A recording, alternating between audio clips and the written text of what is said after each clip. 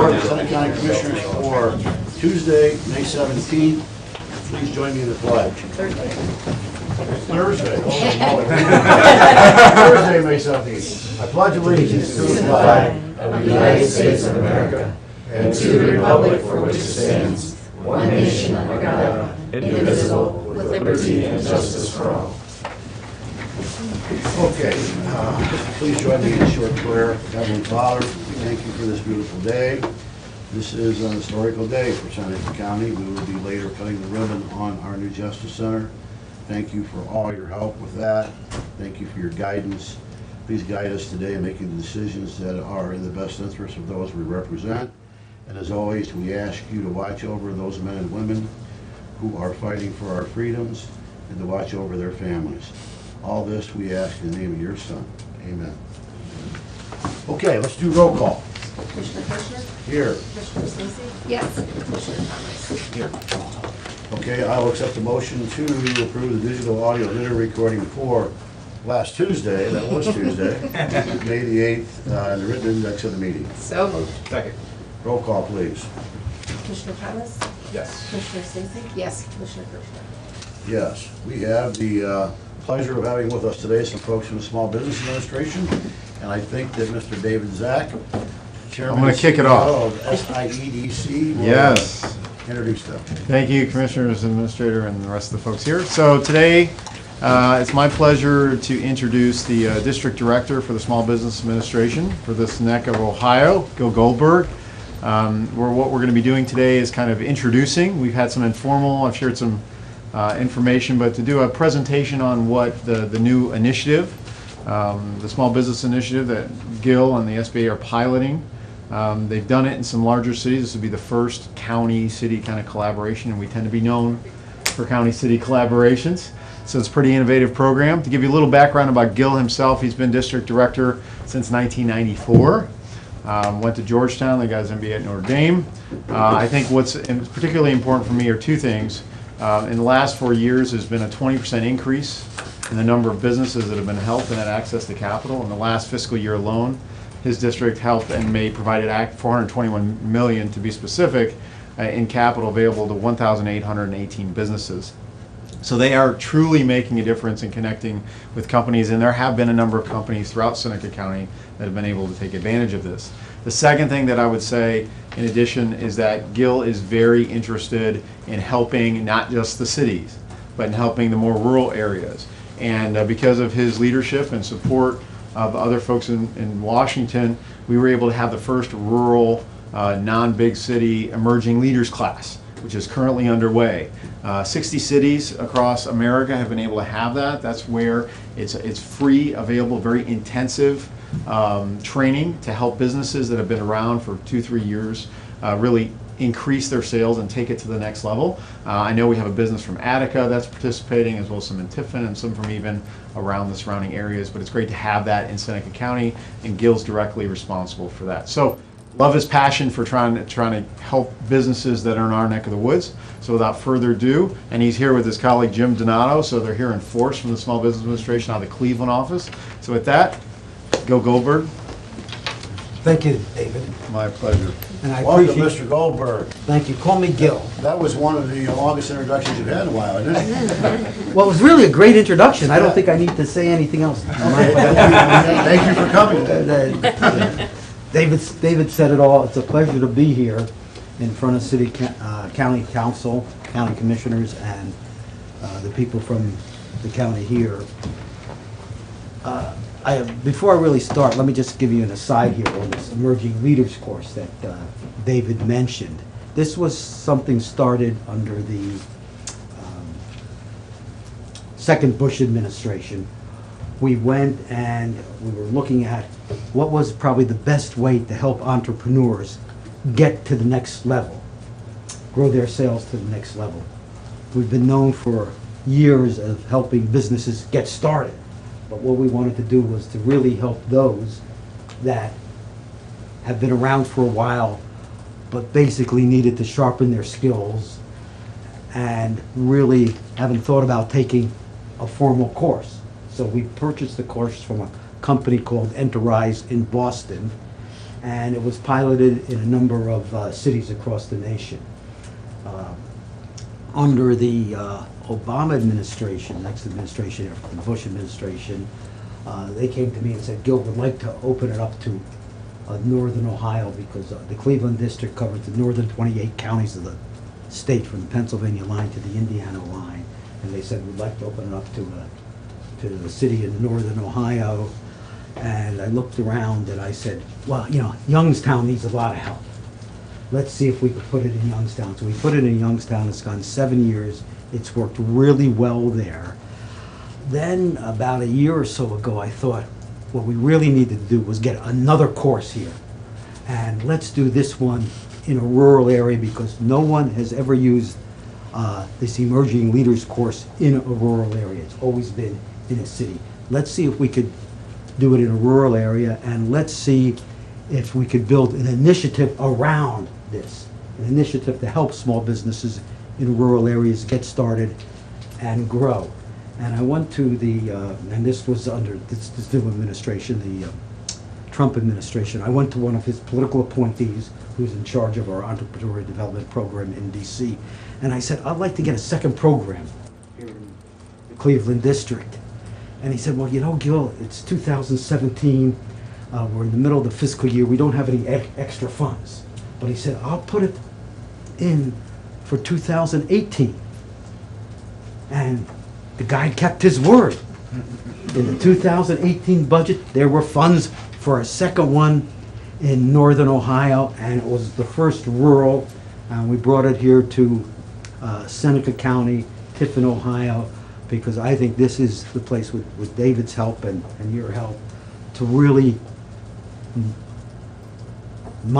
develop a pilot here that we could use across the nation and show all the other districts in the United States how you could do rural economic development. So you said Youngstown needed a lot of work, then we were second? Well, Youngstown, we did this. Youngstown has been hit hard, and I don't know if they've ever come out of whatever recession. Right. And they appreciate what we could do to help them.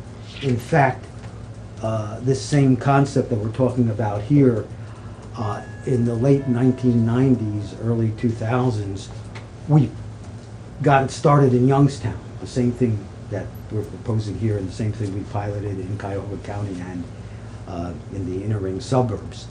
What we found is that there are a lot of businesses out there that either want to get started or grow that don't quite have the equity to qualify for an SBA bank guaranteed loan or 504 loan, even with our guarantee.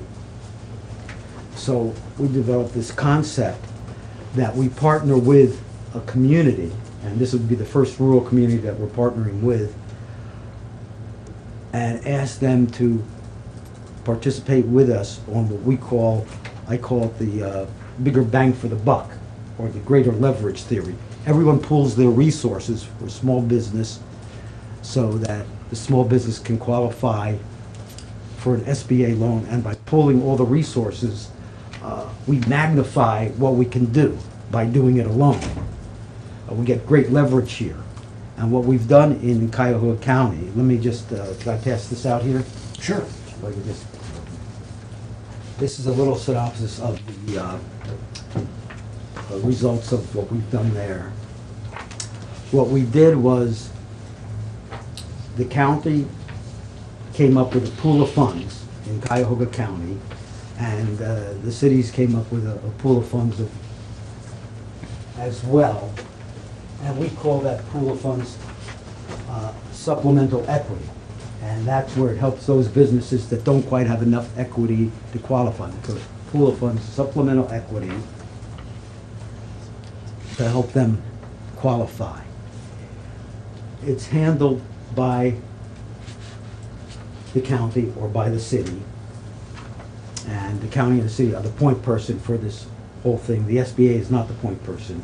The county and the city would be the point person, the place of intake for it.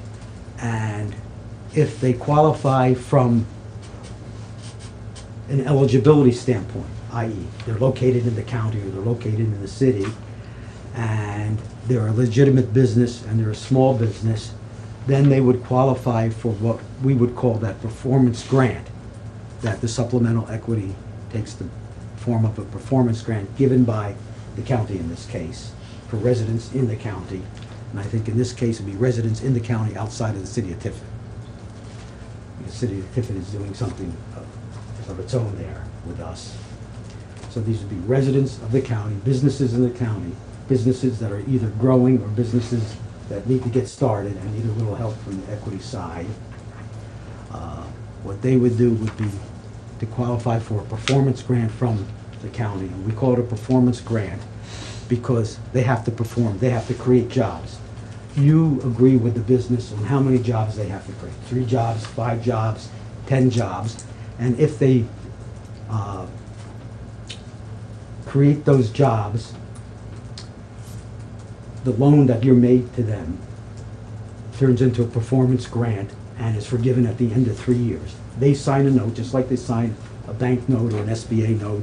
They sign a note with the county that is payable in 3 years. But if they create the jobs that have been agreed upon, the note is forgiven and no payments are made. Immediately, the note is put on standby and subordinated to the bank SBA loan. So no payments are made by the borrower at all during the 3-year period. No principal or interest because it's put on standby. That's an SBA regulation. And then it's subordinated to the bank loan, SBA loan. And at the end of 3 years, if they've created those jobs that you've agreed upon, you forgive the loan and it becomes true equity. We call it supplemental equity initially because from a banking standpoint, if a loan is subordinated to another loan, it's in a second position, so it could be considered as equity. And to help the borrower here, and according to our regulations, it needs to be put on standby so no payments are made. But they're still obligated until the point that the loan is forgiven. That's what it calls supplemental equity. And, you know, people think of it, well, it's free money. But there is no such thing as a free lunch here because they have to do 3 things or 4 things. They have to create the jobs that they said they were going to do. They have to put in their own equity into the transaction, into the loan. There's no free lunch here. They have to put 10%. So if you look at it on a percentage basis, they have to put 10% into the transaction. And if you look at a $100,000 project or loan, they would put 10% or $10,000 in. But from a banking standpoint, if you're starting a business or you're growing your business and you put $10,000 and you need $100,000, that's still highly leveraged. That's leveraged 10 times. And banks, even with our guarantee, are not that comfortable with that kind of leverage. But if we look at the supplemental equity part of it, the supplemental equity part would come in for 15%. But let's say not greater than $20,000 or $25,000. But on a $100,000 project, that's $15,000. So you take the $15,000 and the $10,000 of their equity that they put in, that's $25,000. And they're borrowing $75,000 for the $100,000 project. So that reduces their equity, it increases their equity and reduces their leverage.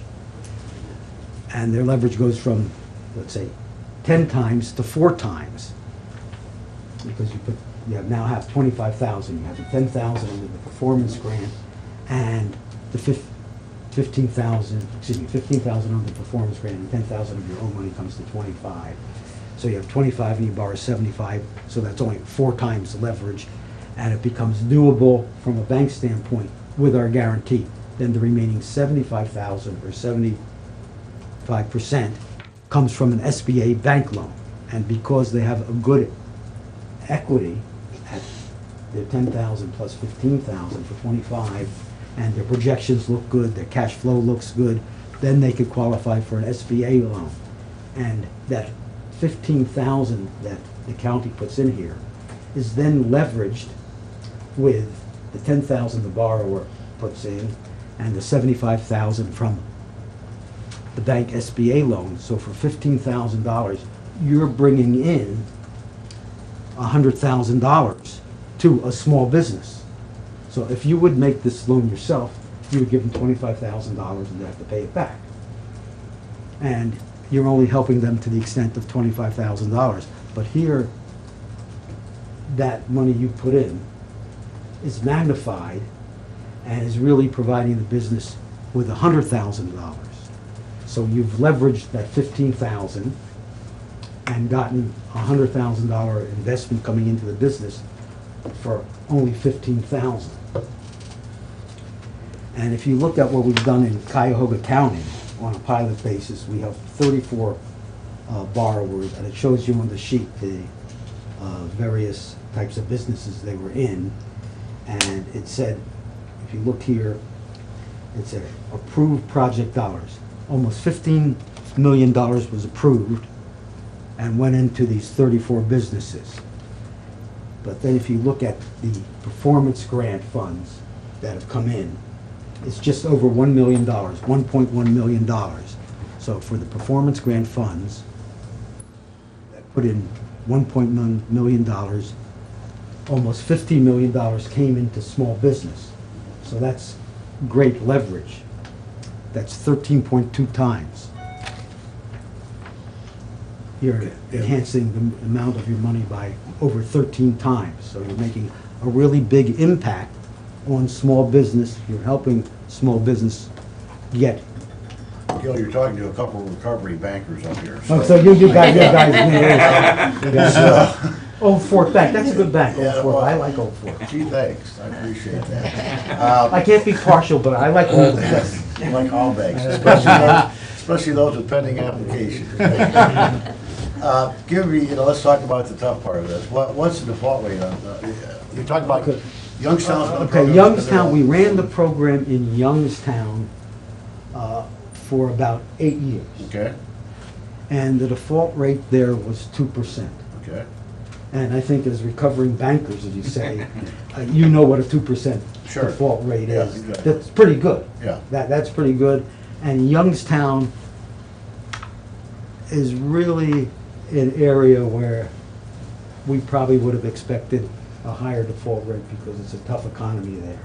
But because of the fact that these borrowers now have the proper equity base, instead of just having 10% of their own equity cushion in there to help the business, they now have a 25% equity cushion. They have the right equity cushion, they have the right bank loan, and then we also require that they take technical assistance from the Small Business Development Center.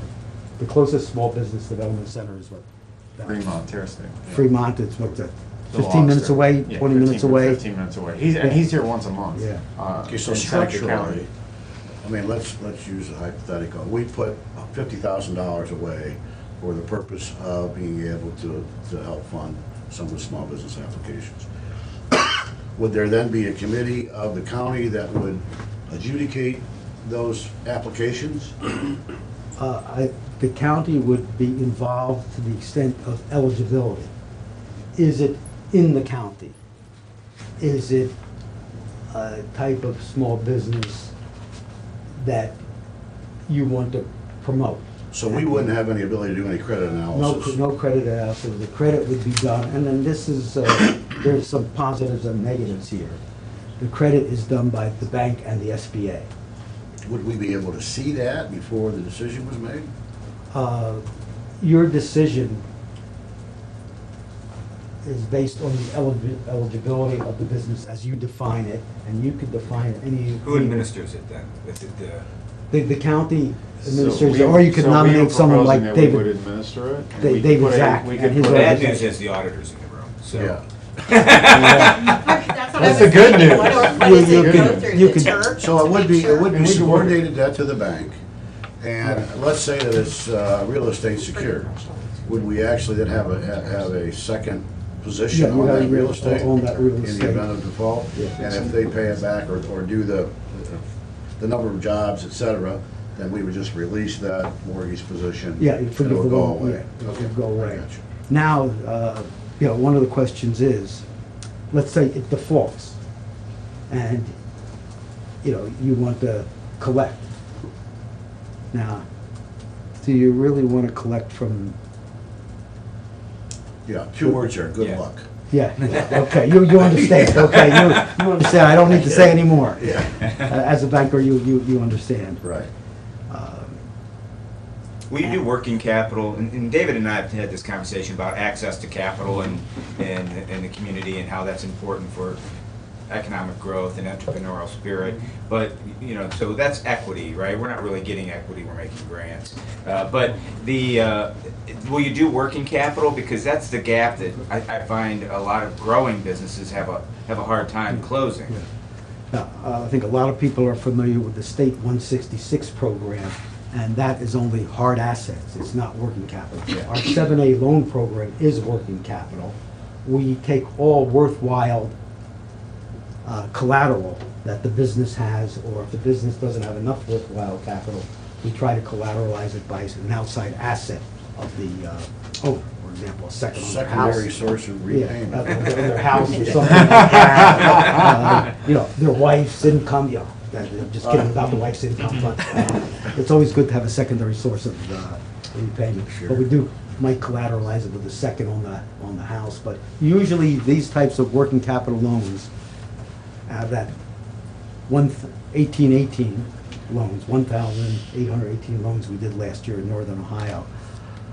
The vast number of those were under our 7A loan program, and typically there's a collateral shortfall on all these working capital loans. They are working capital loans, and there's a collateral shortfall, and that's where our guarantee comes into play for the bank. But if you look at it, the borrower has to have the 10% equity in, they qualify for the additional 15% from the county. They have to take the technical assistance from the Small Business Development Center, and we did a study a number of years ago of 364 loans, true startups, never been in business before in Northern Ohio. And we found that those that did a business plan and got the proper amount of equity and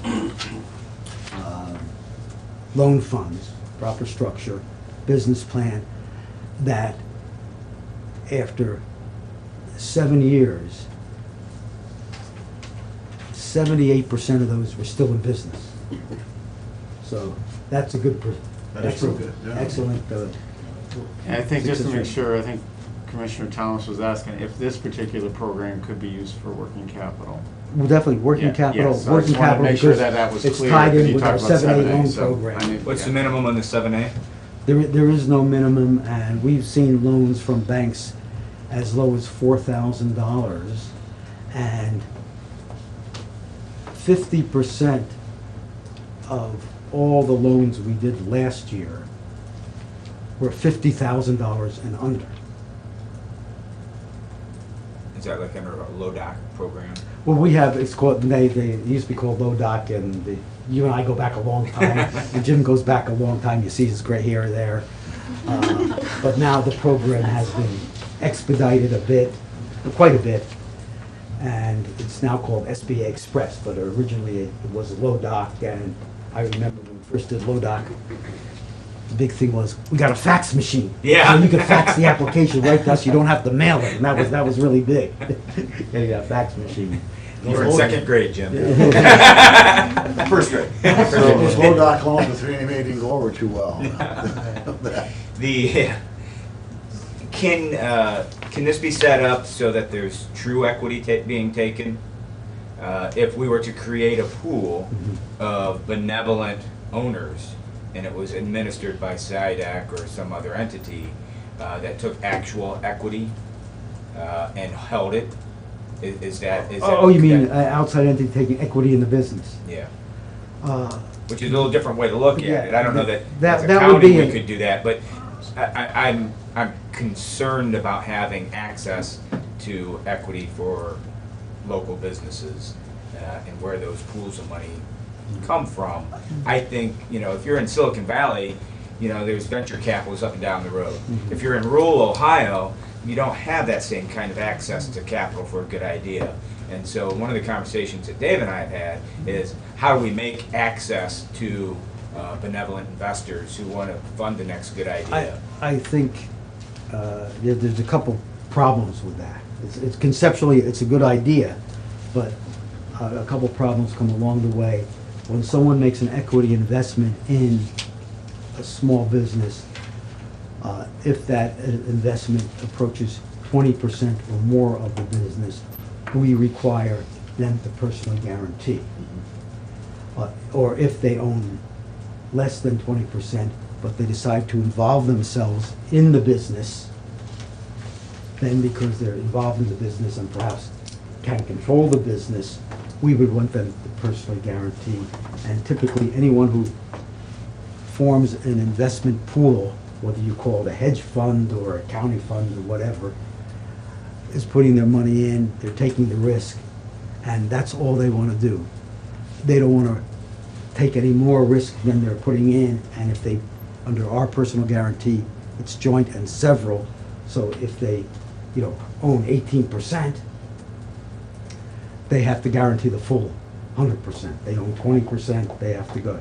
Our regulation is 20%, but somebody who goes at 19.5, we know they're just trying to get around, and we won't let them get around it. Or if they are involved actively in the business, we want them to get, and typically, somebody only wants to have it at risk the money they put in, as opposed to the 100%. They would have to guarantee the whole shebang, whole bowl of wax here, everything. So that doesn't work for that reason. And number two,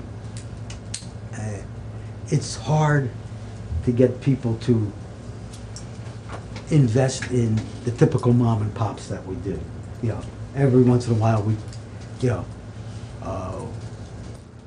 there's a Ben and Jerry's, something like that becomes really successful. But most of the businesses, we've seen them grow very, very nicely. We've had quite a few businesses that we helped in the beginning of the Great Recession. They had, $3 million in sales. Now they have 30 million in sales. They've grown quite nicely, but still they're the bread and butter metal bunders, the type we have here. They're not the sexy ones that investors typically like. Dave, I'm sorry, go ahead, ask. I just had a question regarding the job creation aspect, that's a requirement. How does that compare to like the revolving loan fund? Because there's some job creation portion with that as well. It's you set the job creation requirement. And if you look at this sheet here that I handed out, there's a really interesting figure there. Should that not projected jobs per grant dollars, I did look at that, should that be a number or is that an amount? That's an amount. This is actually what happened in the pilot program. Okay. For every $3,500 that was injected into the business by the performance grant, one job was created. And that's damn cheap. It may not work out that way here. This could be skewed because they had a couple businesses that created a large number of jobs, but that is damn cheap. One job for every $3,500. So for every $3,500 of the 15%, or for every $3,500 of the total project? Every $3,500 of the grant pool. For example, you mentioned $50. Probably a grant pool here for Seneca County should probably be around, $100,000, $90,000, $100,000. Okay, all right. It's per that grant pool, Gotcha. not per here. The whole amount that came in was $15 million. It's not per the $15 million. It's per That's the right. grant because Right. those grant funds are leveraged with the SBA loan, and that's why you get so many jobs per grant. So I just want to make just a couple of footnotes for context on the side of what Gil's talking about specifically with this program. So one of the things we're trying to do at SIDEC is bring a number of different tools to the capital access environment here. One is this program. Another one is PACE financing, which we're working on right now. Another one that we're working on is exactly what you talked about, Commissioner Thomas, which is an equity pool, similar to what was done and Finley with Millstream Angel Club, which is no longer investing, and had some Seneca County investors. So we were beginning exploration of how we can do that. I think as Director Goldberg put out there, sometimes those kind of investors don't want to invest in what we would call a lifestyle business. Someone wants to. Oh, let me just, could I just interrupt Yeah, one section? please. There's nothing about a lifestyle name that reflects the hours that a person really Absolutely. puts into these Yes. businesses. These are people that are working, 7 days a week, 15 hours a day. And to me, that's a tough lifestyle, and they chose that. They're not going to the country club and driving the Cadillac. So my experience with Millstream has been they invest in two types of companies. They invest in kind of larger established manufacturing operations, and they'll also establish a new kind of gazelle startups, people with some technological advantage. So, a laundromat or a restaurant or a new small service shop that's maybe a machine shop.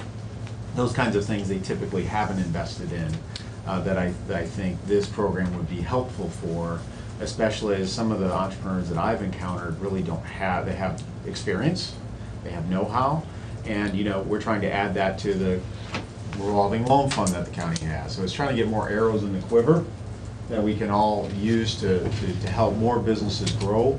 Because I think as Charlene will tell you, I will tell you, small business is the backbone of the county. Large businesses are really important as well, but small business helps, according to the SBA's definition of small business, it's, what's the percentage now, Gil, of how many businesses are small businesses according to your definition, which is very large? 98% of all the business. 98%. 500 or under, which is every business in Seneca County is a small business, according to the SBA. Yeah, 500 employees. Anyway, so I just wanted to provide a couple Basically. context. The other thing I would say is, my intention would be, in working to facilitate this, would be, we've had some preliminary discussions with the city.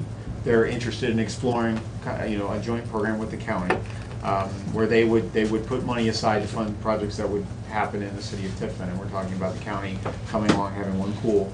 I would work to facilitate the development of what the requirement should be with you all and with city officials, so that everybody's comfortable, if it has alignment with what kind of makes sense. So that won't be David, Zach, or Sidek in a room deciding what that needs to be. That's going to be a group we'll get together to facilitate. So those would just be some additional contextual comments I wanted to make. We're looking at two pools of funds. Correct. One for the city and one for all the businesses in Seneca County outside of the city.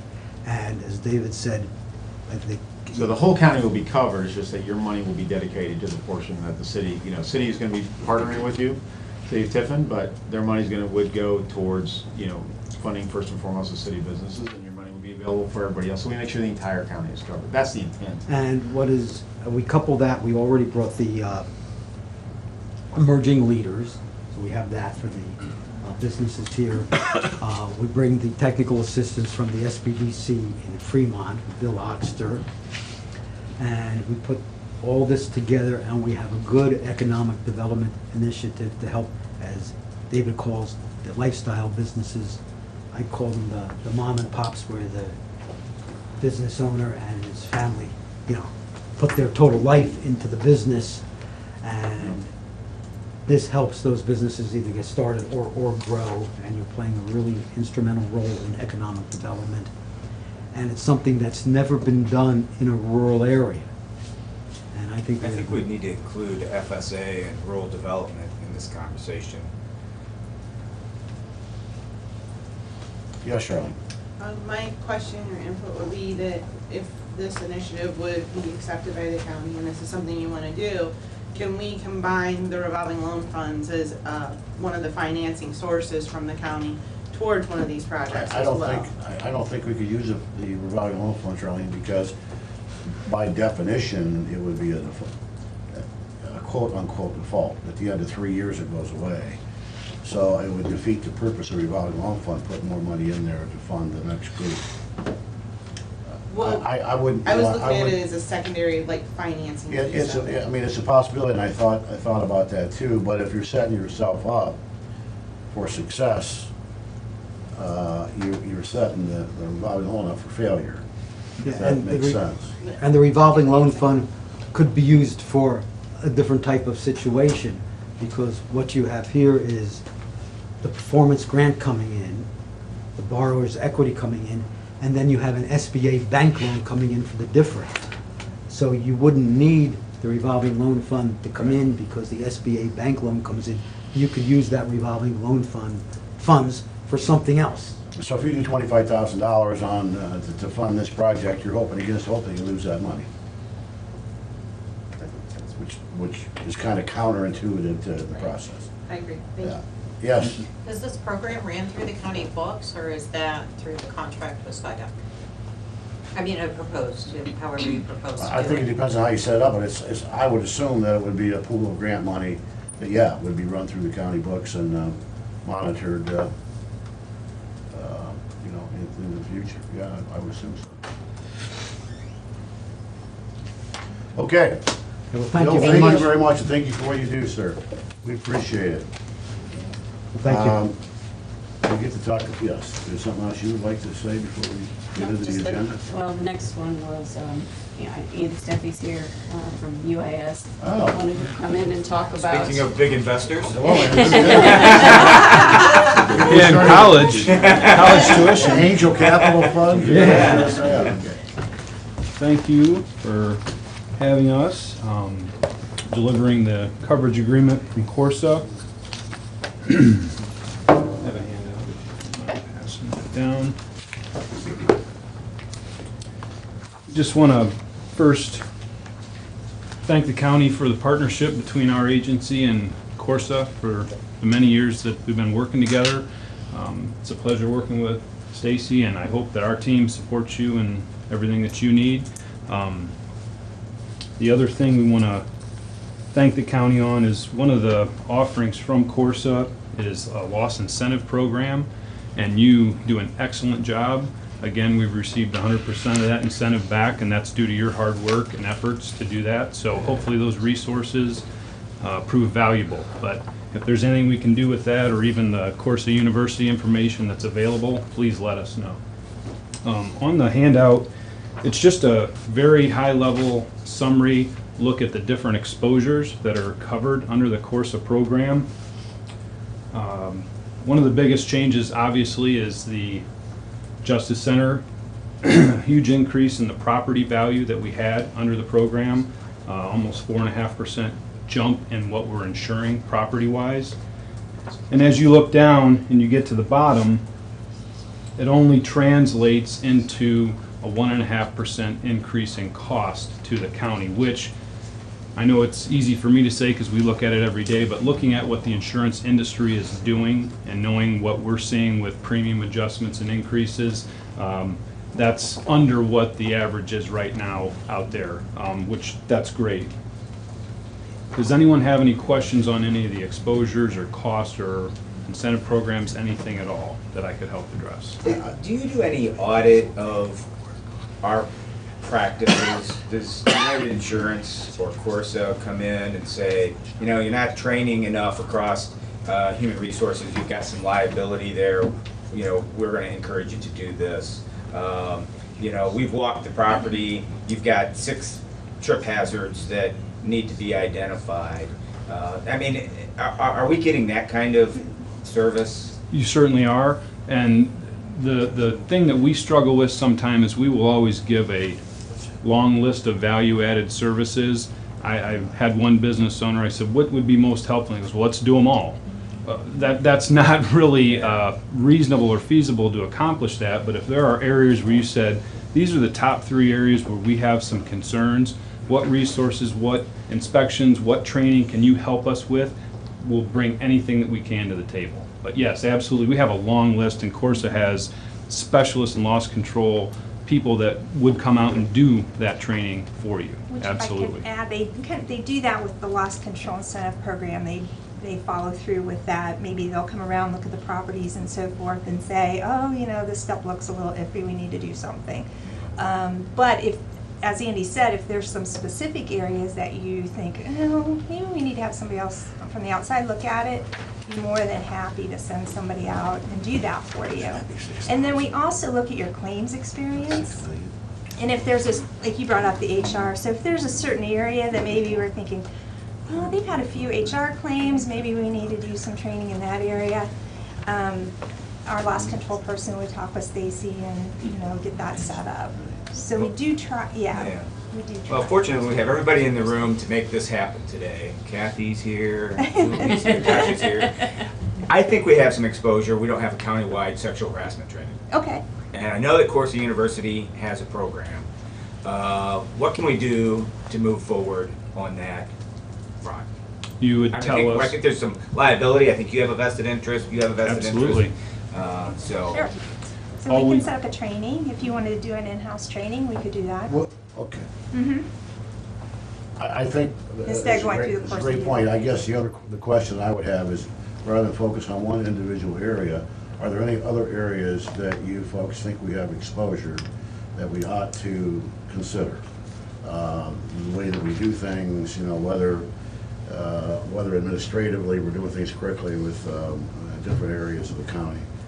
Is there anything else that we should look at from an exposure standpoint that if we're not doing correctly, we should ensure, or that we should modify so we are doing it correctly? Well, and what I've found to be helpful is we can set up a meeting to, okay, let's take at our last 5 years of loss experience. Where have claims come from? Are there issues that are controllable? Obviously, if we have 5 lightning claims, nobody here can stop that. But if there are some other things with driving or tripping or other things that we can say, okay, there's some specific training that would help mitigate some of this, that would be a good place to start.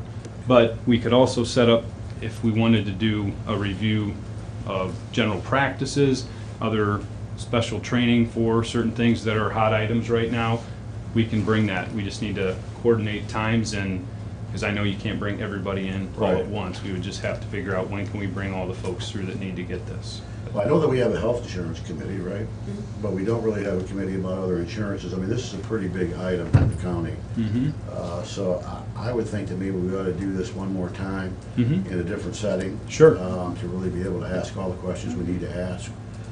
So if we can set that up with Certainly. Stacy, unfortunately, only one of us will be able to sit during that meeting. We'll decide who that'll be. I was gonna say, do I get to choose? Yeah, go ahead. Are these Holly. early? Lucky you. Nobody wants the insurance job, I know. No, there's other jobs we don't want. Right, okay. But yes, we'd be more than happy to do that.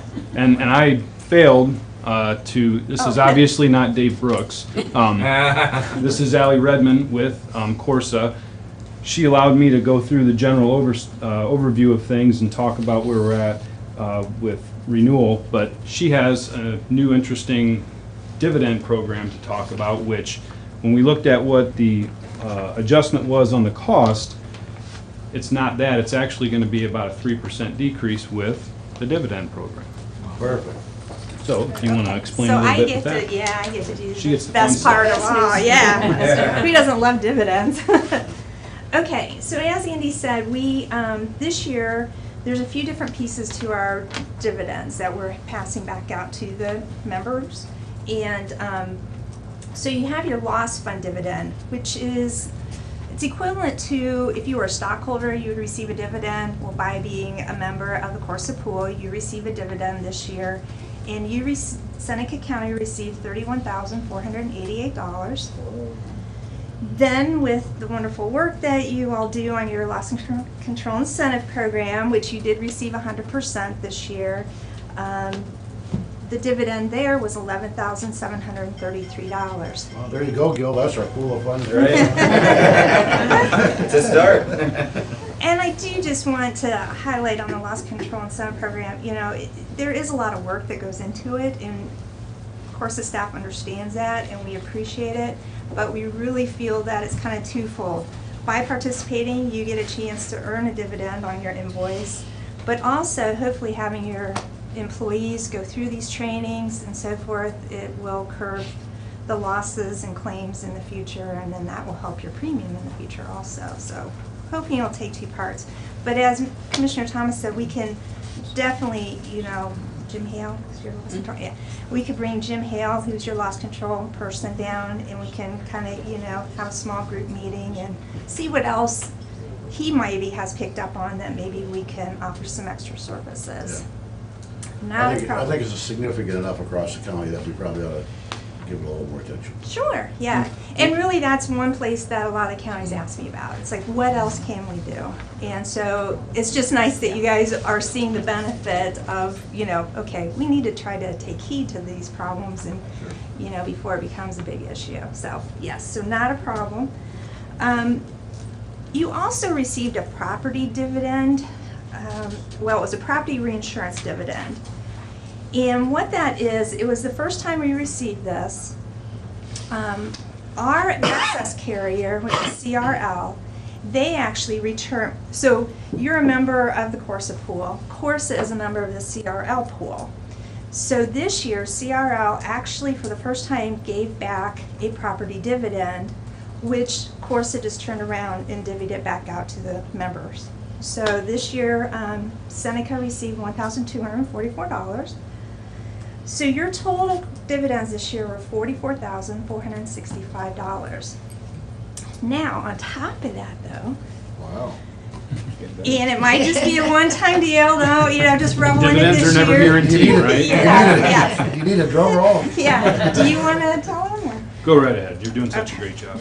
So, and I don't know if this is a gift from Dave Brooks since he's retiring, and so I wanted to say thank you to everybody, but the Corsa pool decided to return an additional $1 million back to its members. So with that divvied up, Andy and I, hopefully sometime in June or July, will come back and see you, and we will bring a check for $13,120 that you can use then however you like.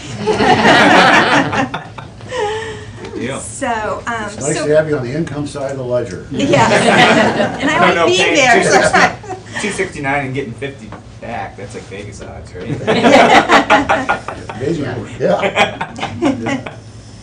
Well, and the only other thing, I just want to thank you. I know that you signed your 3-year participation agreement, so we get to work together for another 3 years, and of course appreciates that, and we love working with you guys. And How many counties are in the program now? we have 66 counties and 35 non-counties. Okay. They're kind of affiliates of counties, but they're just not the actual counties. So. And Andy, do you guys have any other counties that you're working with?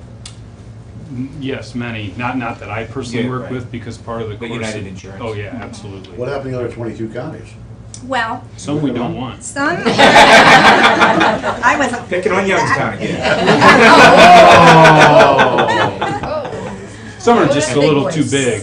Right, and so they're self-insured. Sure. So so as Andy said, we don't, wouldn't want those. And then the other few, they're in their own little pool. So it's not like there is any I'll commercial bet you they're not business out getting there. checks.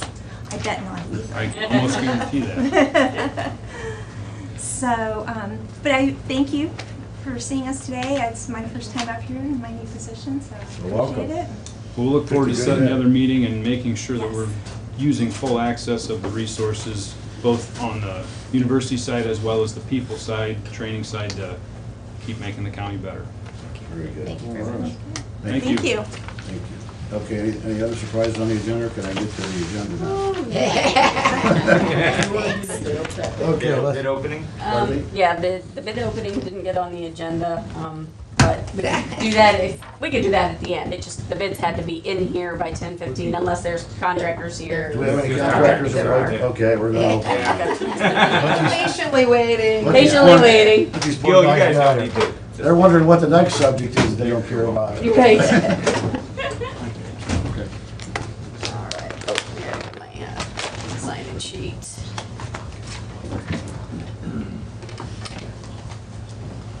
SBA, thank you guys very Thank much. you. Thank you. Welcome Thanks for your to County. We're cutting the ribbon on the courthouse, we'd like to stay today, yeah? We're just stop by a little bit later. It is finance, but, We probably could have leveraged it a little higher.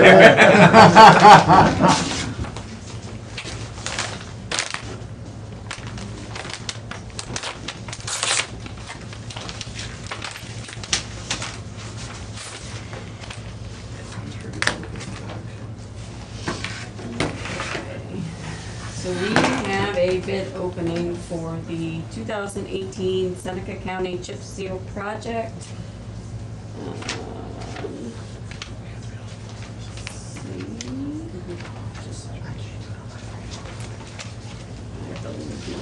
The engineer's estimate. The engineer's estimate, and I guess I should list the roads, is for County Road 6, County Road 7, County Road 11, County Road 15, County Road 32, County Road 33, County Road 51, County Road 62. The engineer's estimate for this is $615,210, 615-210.00. My first bid is from Henry Bergman Incorporated out of Genoa, Ohio. The total bid amount was $583,421.57, 583,421.57.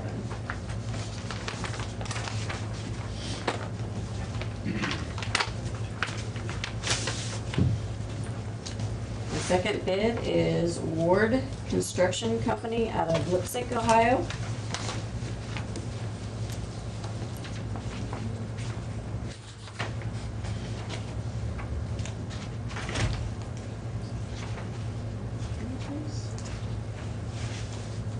The total bid amount, $578,702.51, 578,702.51.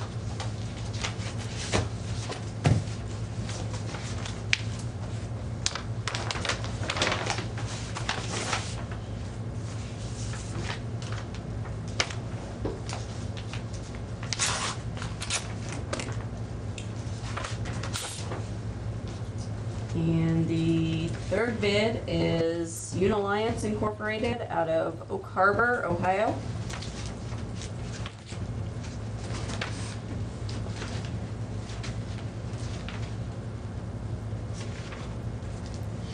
Total bid amount, $597,199.15, 597,199.15. That's all I have. Mark Okay. will. Sign up sheet around, and we Yep. got all that done?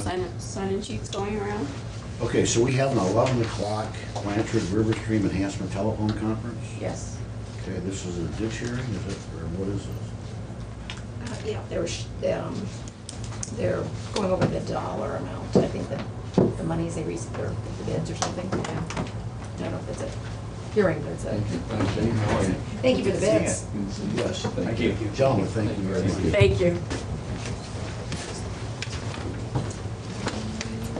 Okay, so I guess we better make that call, huh? You have that number? Yeah, I do. I don't know if they're ready or not, but we will check them.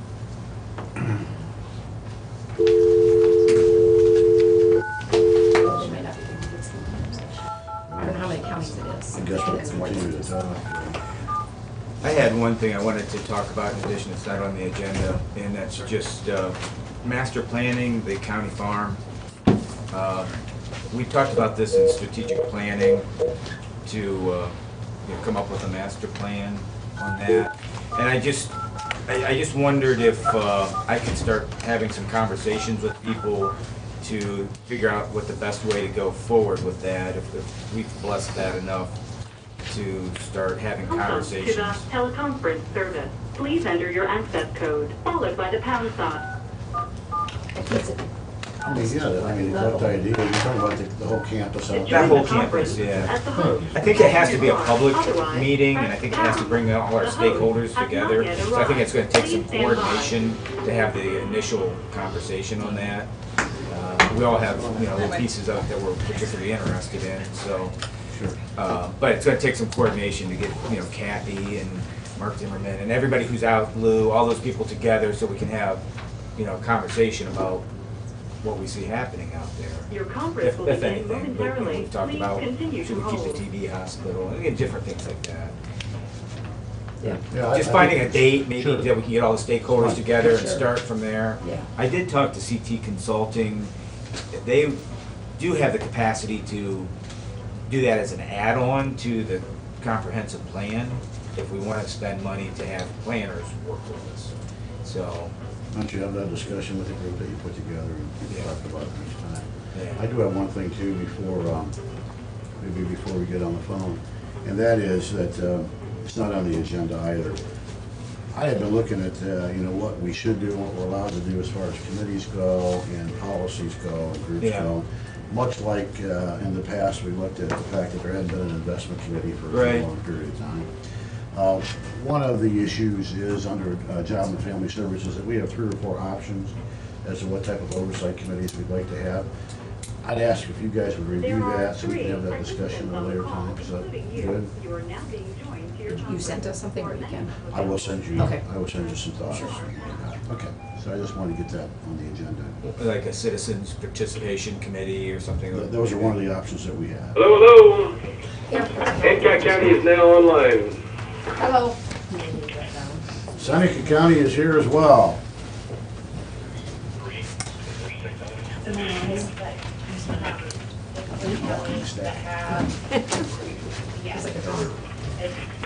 Here's your hat, what you're doing. David, you have something else? This isn't started yet. I thought I saw you do a whole shot on me.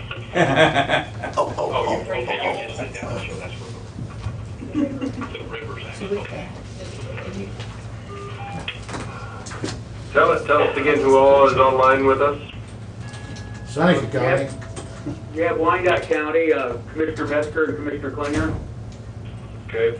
We have Seneca County, Commissioner Thomas, Commissioner Stacy, and Commissioner Kirchner. Okay.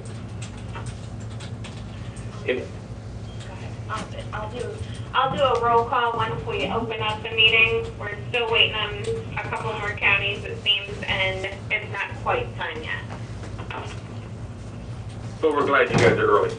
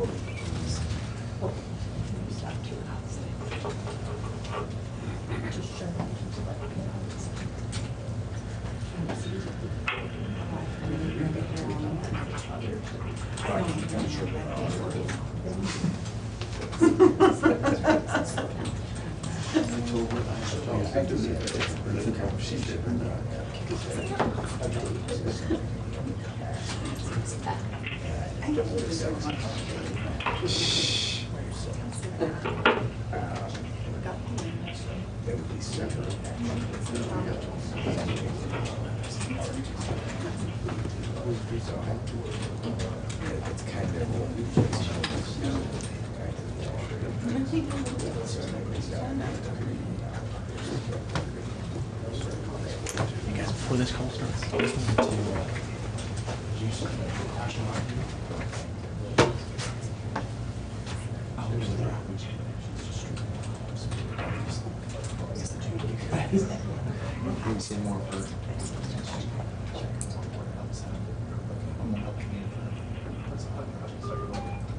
Are you guys staying? Oh. Oh, who's got? Putnam County. Excellent.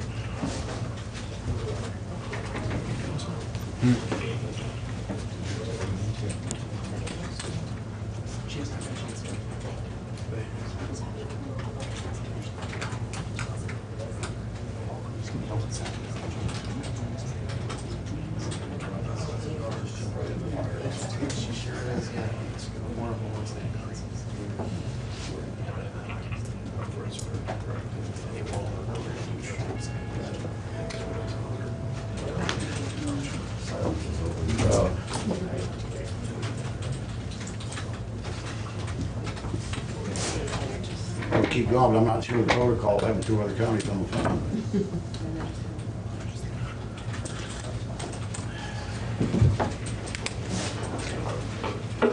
Do we have Allen County or Hardin County on the line yet?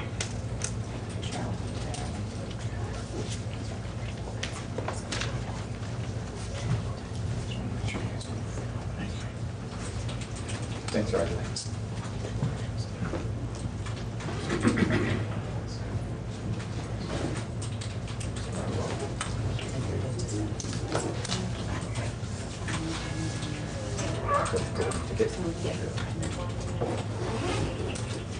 Who's hosting this one?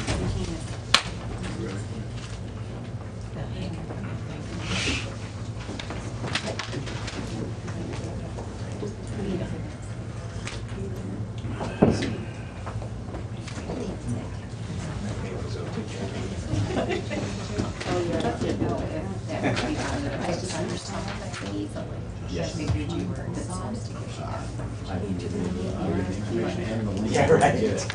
Then I would have to bond. Always. Yeah, educated. See if I can give you the link and you Stacy, do you want me to comment on any of my two proposals Yeah. while they're waiting, or what policy is? They should be starting. It's too active. Is this for digital? Yeah, those. Bunch Hello. of assessments?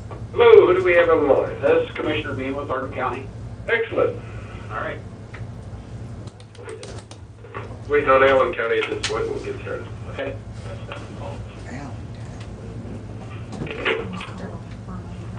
You still there? Yes, we are. Okay, we just switched to the speaker. Just so you know, we have Commissioner Crowe, Commissioner Rogers, Randy Paul, our clerk, and myself, Bryce Beeman, and then Commissioner candidate Tim Stryker is in the room.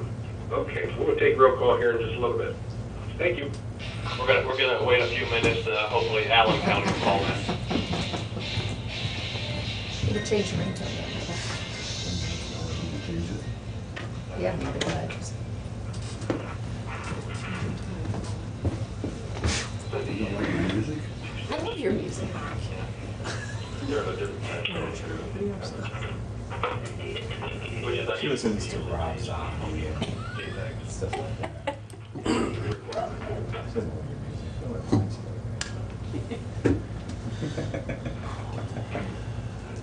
I wish we had this for Confused here. It was just that portion. Yeah. Really could have went, I guess they didn't sit there. I don't have it like already. Things I don't care about. Charlie. 347. It's got a new assignment. I don't know how this handle, how we do it. I know we did. I don't know, really nice suggestion. I've received it. What is this? I'm still hanging for like this. Babysitting her? That's how I know she said she was for the school. That's what she said. Leave it to be true.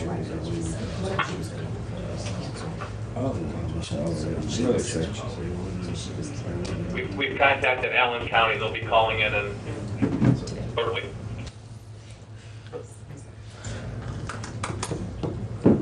Maybe we can just put ours on mute until we hear the. Kind of start something there. Yep. What else thinking?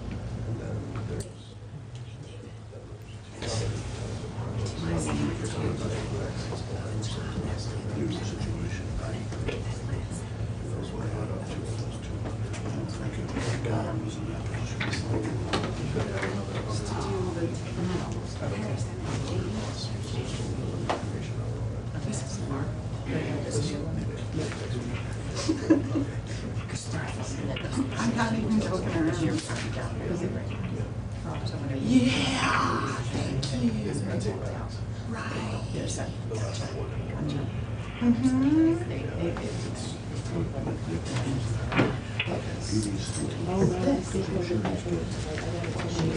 Yeah. It was bad. They were like,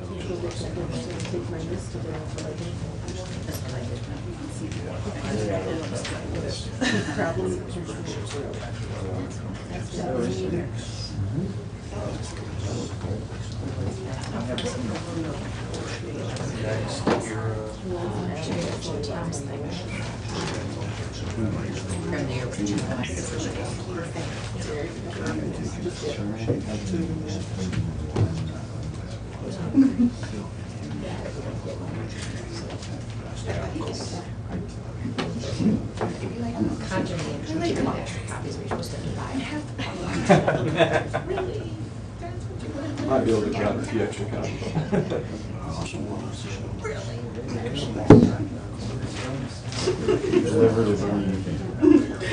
I really like the aerial photo we got in the middle. This guy here? Pretty neat. That's awesome. It is pretty.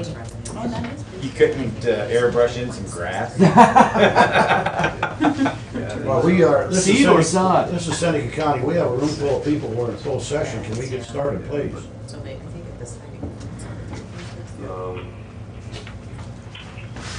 We are just waiting on Allen County.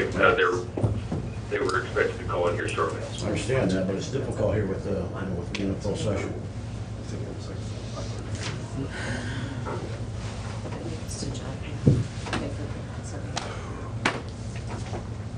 We'll try to expedite it as best as possible.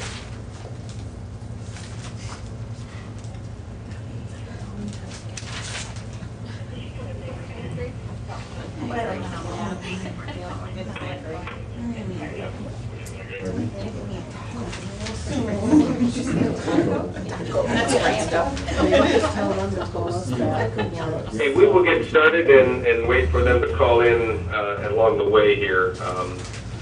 We're back in session here at 11:07 Hancock County time.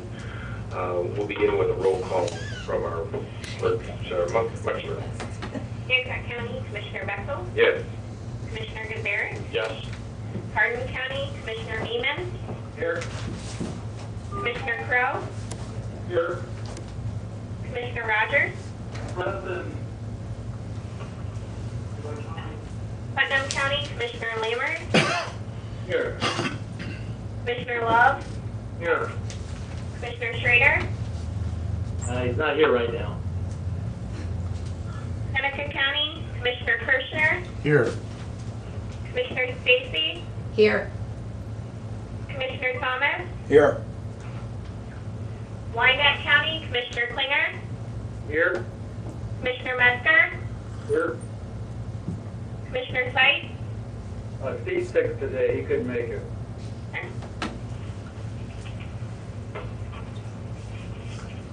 All right, I'll start. We called this meeting, Gary Tuttle from our Soil and Water presented us with an engineer's estimate for regular maintenance along the Blanchard River. The estimate came in at $93,975. Since that's above the bidding threshold, we'd like to ask the joint board if our Soil and Water can go out for bids. And on top of that, we only have about $88,000 available in that fund. So we'll also need to discuss possibly putting on an assessment.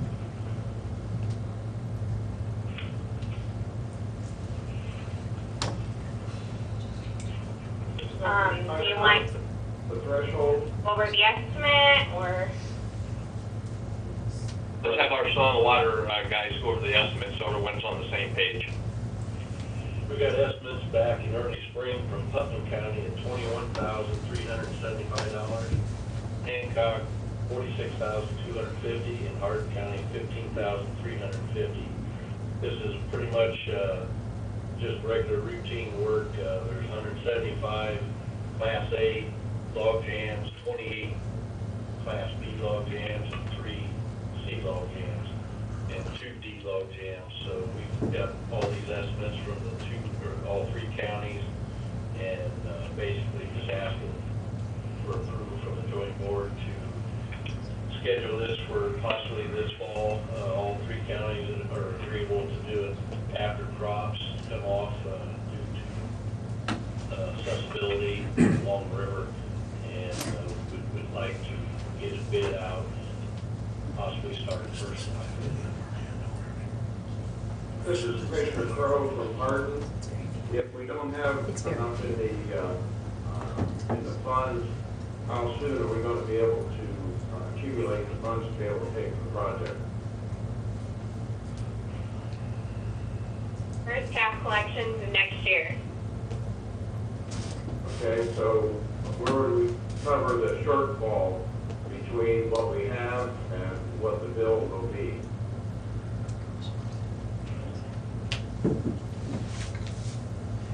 It would have to be through the assessment. How do you cover that?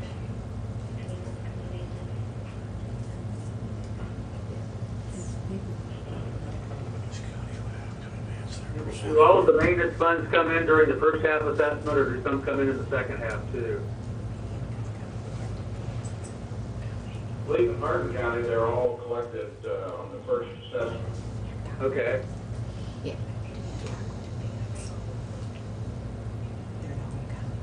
Currently, all we're collecting is delinquencies.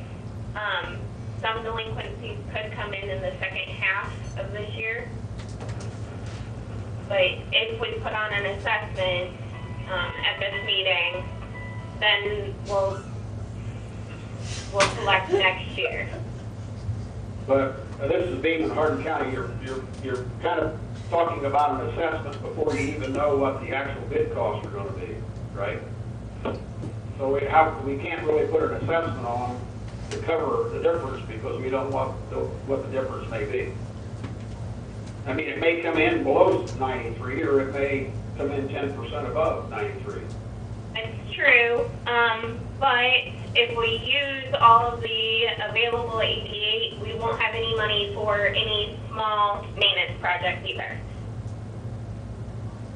So we'll need to put on an assessment in order to have a little bit of available cash in that fund.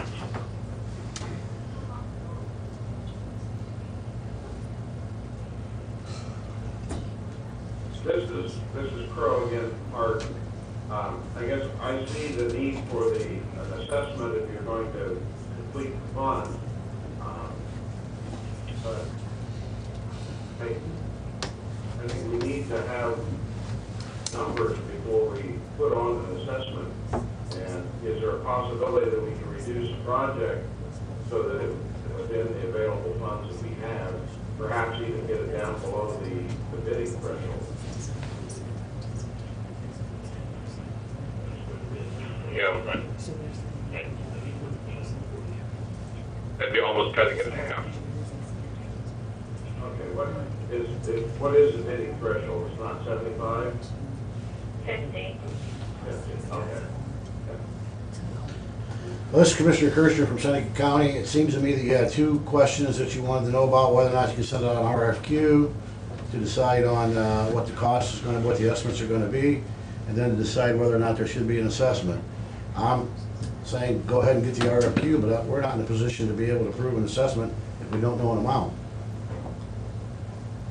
Even if we get an amount, let's assume that the soil, this is Gazarek from Hancock County, let's assume the soil and water guys are correct in their assessment. We would not assess just the difference. We would assess enough money to I would suggest, to bring the account back to the 100,000 or more number, so that when we want to clean this 1 or 2 or 3 years down the road, we've got the funds to do that. I don't think we want to deplete the funds and leave the account depleted. Commissioner Kirschner, But they don't you have will to be assess until receiving September. additional That's when funds. they finally do that.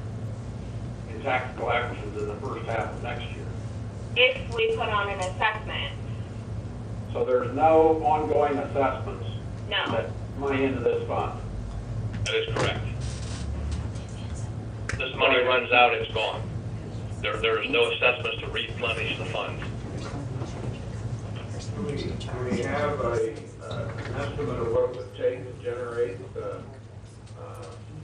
say, $50,000 a year in assessments? There's 54,318 parcels in watershed right now. Gary, so. And you have to assess a minimum of $2, right? Yes. Do you have a number in mind of how much that you want the assessment to be?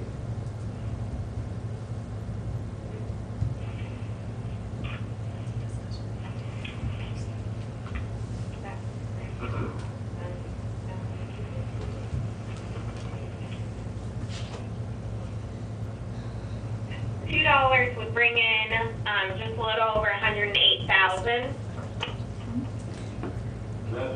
You say that's a minimum assessment? Yes. What a mathematician. And can an assessment be ongoing, this is Beeman, or is it a one-time for a period of time, or how do you plan those assessments to be? We're not looking to generate $200,000 into this thing, so you would do a one-time assessment? That's what we've always done in the past, is a one-time assessment. This is Mike Kirschner, Seneca County. I'm willing to make a motion that the RFQ be sent out to get the cost of this thing, but I am not of a mind to approve any assessments without knowing dollar amounts specifically. So my motion would... Beeman, second.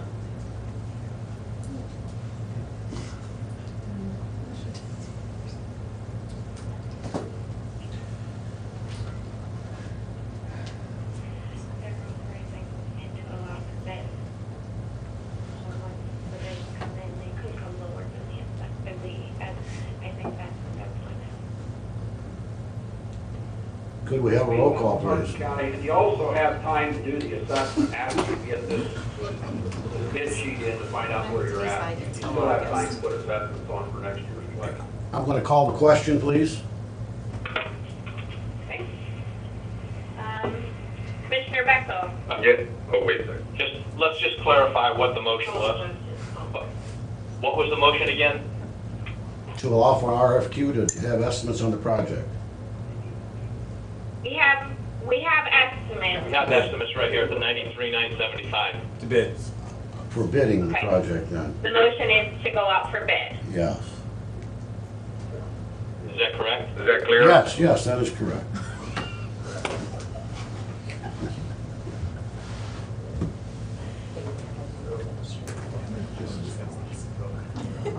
Commissioner Kirschner, is your motion to go out to bid? Yes, that is correct. Okay, and Commissioner Beeman is your second to go out to bid? Yeah, that's my understanding. Okay. Okay. Hancock County, Commissioner Bexel? Yes. Commissioner Gutierrez? Yes. Kern County, Commissioner Beeman? Yes. Commissioner Crowe?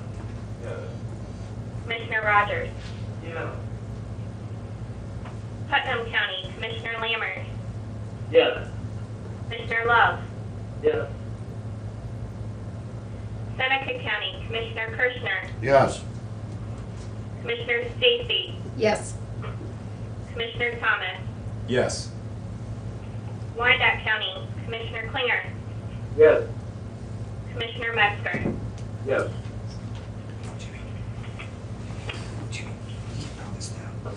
What's that? As far as the assessments, am I hearing that you'd like to instead discuss that when we call, being back when we have the bids? Sarah, how much lead time do you need to put an assessment on? What? The second Monday in September. Okay. Steve's question, are we going to allow Hancock County as the lead to open the bids, or how are you going to handle that when it's in? Yes. So moved. Sure. Sounds great. We're the lead Hancock. Gary's not, Hancock's always been the lead county to do that.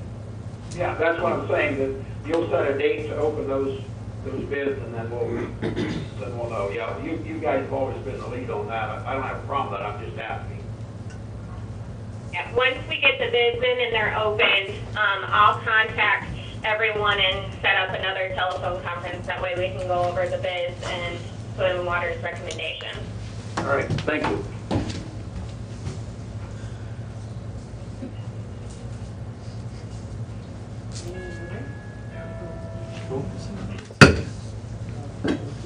We'll need to know the assessment before signing a contract to acquire those funds for the bidding. This is Commissioner Bechtel, just to clarify that. All right, any other discussion? Thank you. Thank you. Goodbye. Well, we want to thank you all for participating today. We will keep you informed of the bidding process. Thank you very much.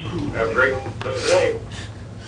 Okay. The history of that is, I think they used to have to do them all in person, right? Yeah, you used to have to travel. Oh, no. Yeah, so Yeah, That little piece of so business 5 would have counties been all to, 15 commissioners talking about and traveling to. Oh, $90,000 worth of ditch work. We can't get 3 to agree. How we got?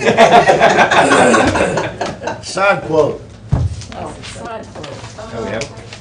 Do you want to let Julie go? Yeah. Oh, Julie, okay, let Julie go. Yep, yep. I have 2 things on the agenda for Julie, the server and also the federal policies. Yes. So the server is known as a 2008 server that was put in 2011. Yeah. That was a joint purchase by general fund monies, I believe, and REA funds. But REA really isn't in that environment anymore for their funds to be used, so that's why I'm requesting the commissioners to replace the server. Jake gave an estimate, I believe it was $16,000, and we have asked SSI to review the specs on that to make sure it's in, coordinates with the fiscal software. So respectfully requesting the commissioners to make that appropriation. For fear of opening a can of worms, is this going to assist at all with our communication with the other buildings as it I relates wanted to to software? share with that, in talking to the IT folks, and talking to an office that they had just recently visited last week. They've changed the VPN connection, and talking with the prosecutor's office, they have gained speed, and it appears that they can connect to the BERT. Okay, so the VPN was the monster out there? It appears to be. Okay, so the firewall seems to be fine? There was some using a temporary firewall that we had installed for the 2nd floor at the Justice Center, so they're going through a different firewall. Okay, so they're going through a different firewall? So there is still the question about the existing firewall. 'Cause I And they know changed the VPN connection? Mhm. Okay. That's the VPN they're using on the Do we do these one at a 2nd time? floor Is- firewall. Is this server going in the new server room? Not at this time, because the server in your room's not ready. No, but when? But the server is in dire need of being replaced, and this is due to the fact that we have no more capability to add memory for scanning. It was quoted as a rack mount, so as soon as the server room is ready, if the data room is ready at the Justice Center, it can be moved. And aren't we within 30 days of this event? To be To be done with the building, they're talking about August to be finished, but I don't know. Well, and there are no policies in place yet for the data rooms, so I know that's one of the things on the IT committee's plate. Yeah. So, Yeah, I'm just not interested in improving this server and putting it someplace and then have this conversation again in a year because it hasn't been moved. I think That's- that Jake has made the specs so that it can kind of plug and play from one to the other. But I don't know Yeah. that we are in a position not to replace the server fairly soon. Yeah, I guess, I just don't want this to be a problem 6 months from now, where the server's someplace else, and we're having this conversation about whether or not it's gonna get moved to the server room. You know, we're putting a lot of money in technology into the server room. I wanna make sure the servers are in the server room.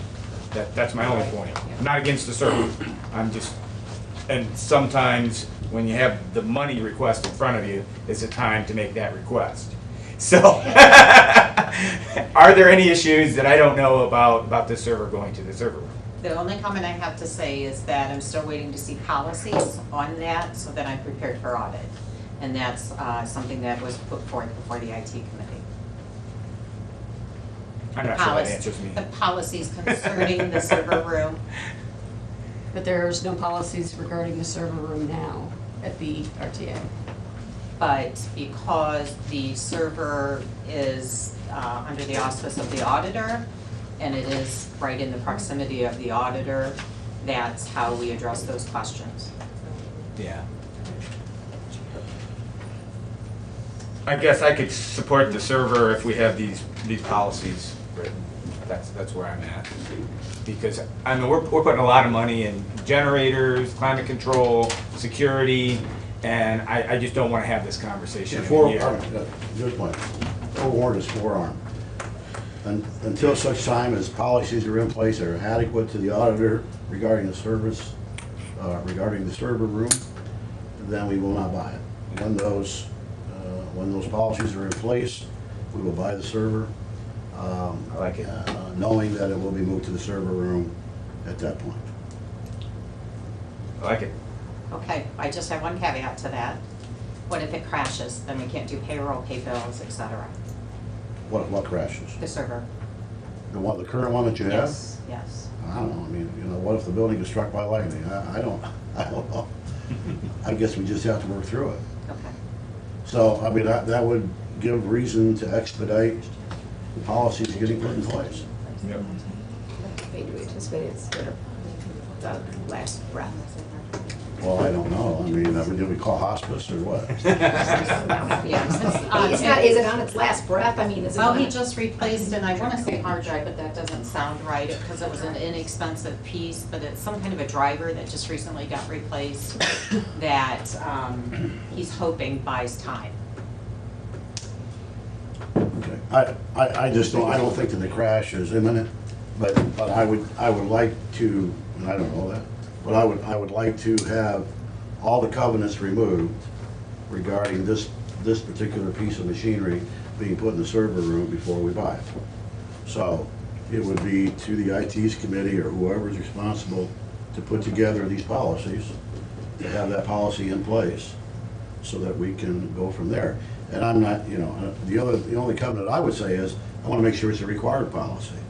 I mean, is this an auditing requirement? Is this a requirement from the state that there be a policy regarding the server room? I don't know the answer to that question. I'm assuming by what you're saying it is, but I don't know that. I believe it's best practices, but I can definitely talk to the IT audit team. Okay. From the state. I just, all the time in private business, I don't know of any server room policy. Do you, Shane? No, we want it to be safe and secure Sure. and backed up and all the things that The are. reason we're doing the data Yeah, center. yeah, right. Yeah. Yeah, absolutely. Yeah. So I don't know what that, Okay, so I will accept the motion to approve the $16,350.79 with the covenant that Acceptance of all, policy. everything be removed, and we are absolutely certain that will be moved to the server room when the time comes. Yep. That isn't much of a motion, but you'll figure it out.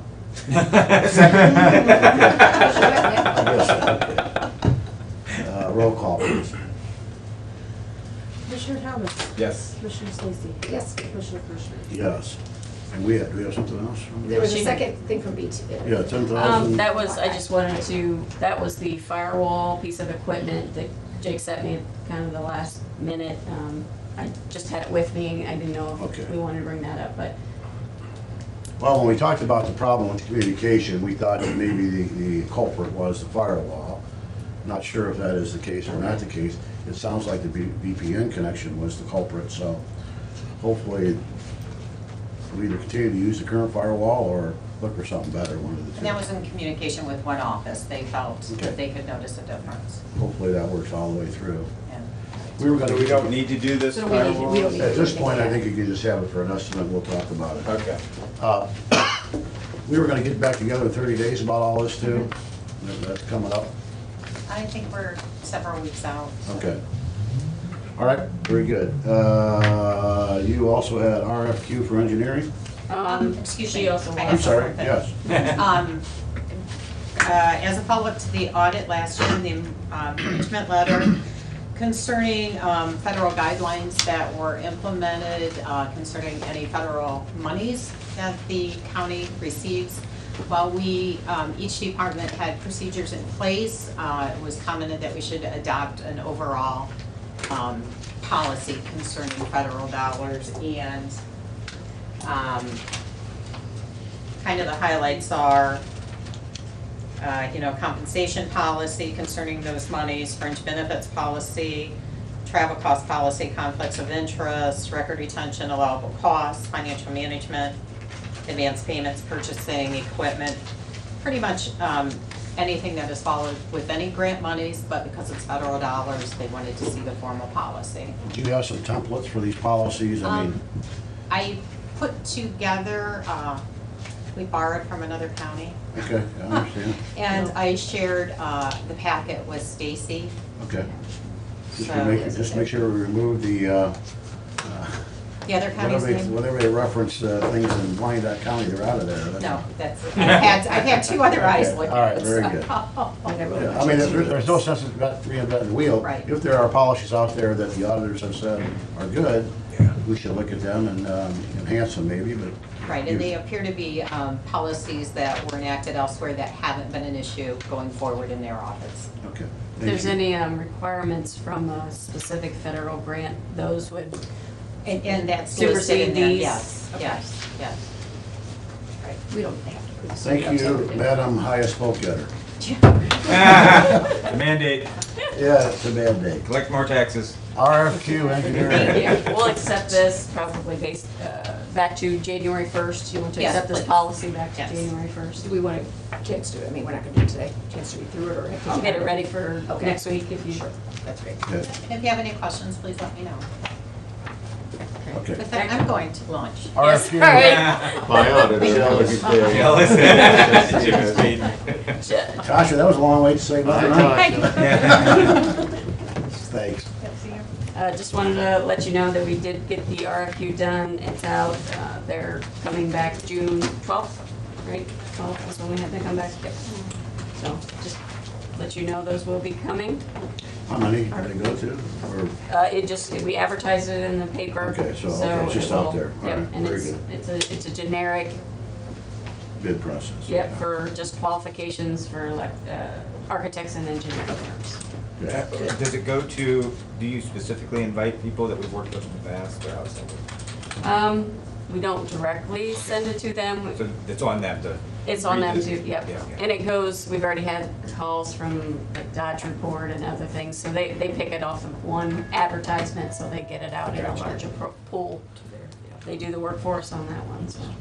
40th EMS anniversary. Yes, the 40th anniversary is on Saturday, May 19th, which is this weekend, from 10 to 2, I think from 10 to 11. They're doing a class. Depending on the weather, they're gonna try to bring in Lifelike, because the class is on landing zone, how they teach how to do the landing zone, and then after that, they're gonna do an event out at Meadowbrook Park, the Evergreen Building. And this is their 40th year, and we have a couple proclamations done, but I would like to mention some of them. We've got one volunteer, EMS volunteer, Bob Farrell from Republic, that he's been here for 40 years. Unfortunately, he won't be able to make the event, but I did want to make sure we acknowledge Bob. You know, we have 36 years Lori Diamond, 32 years Barb Faith, Luke Sprays, Mark Mack.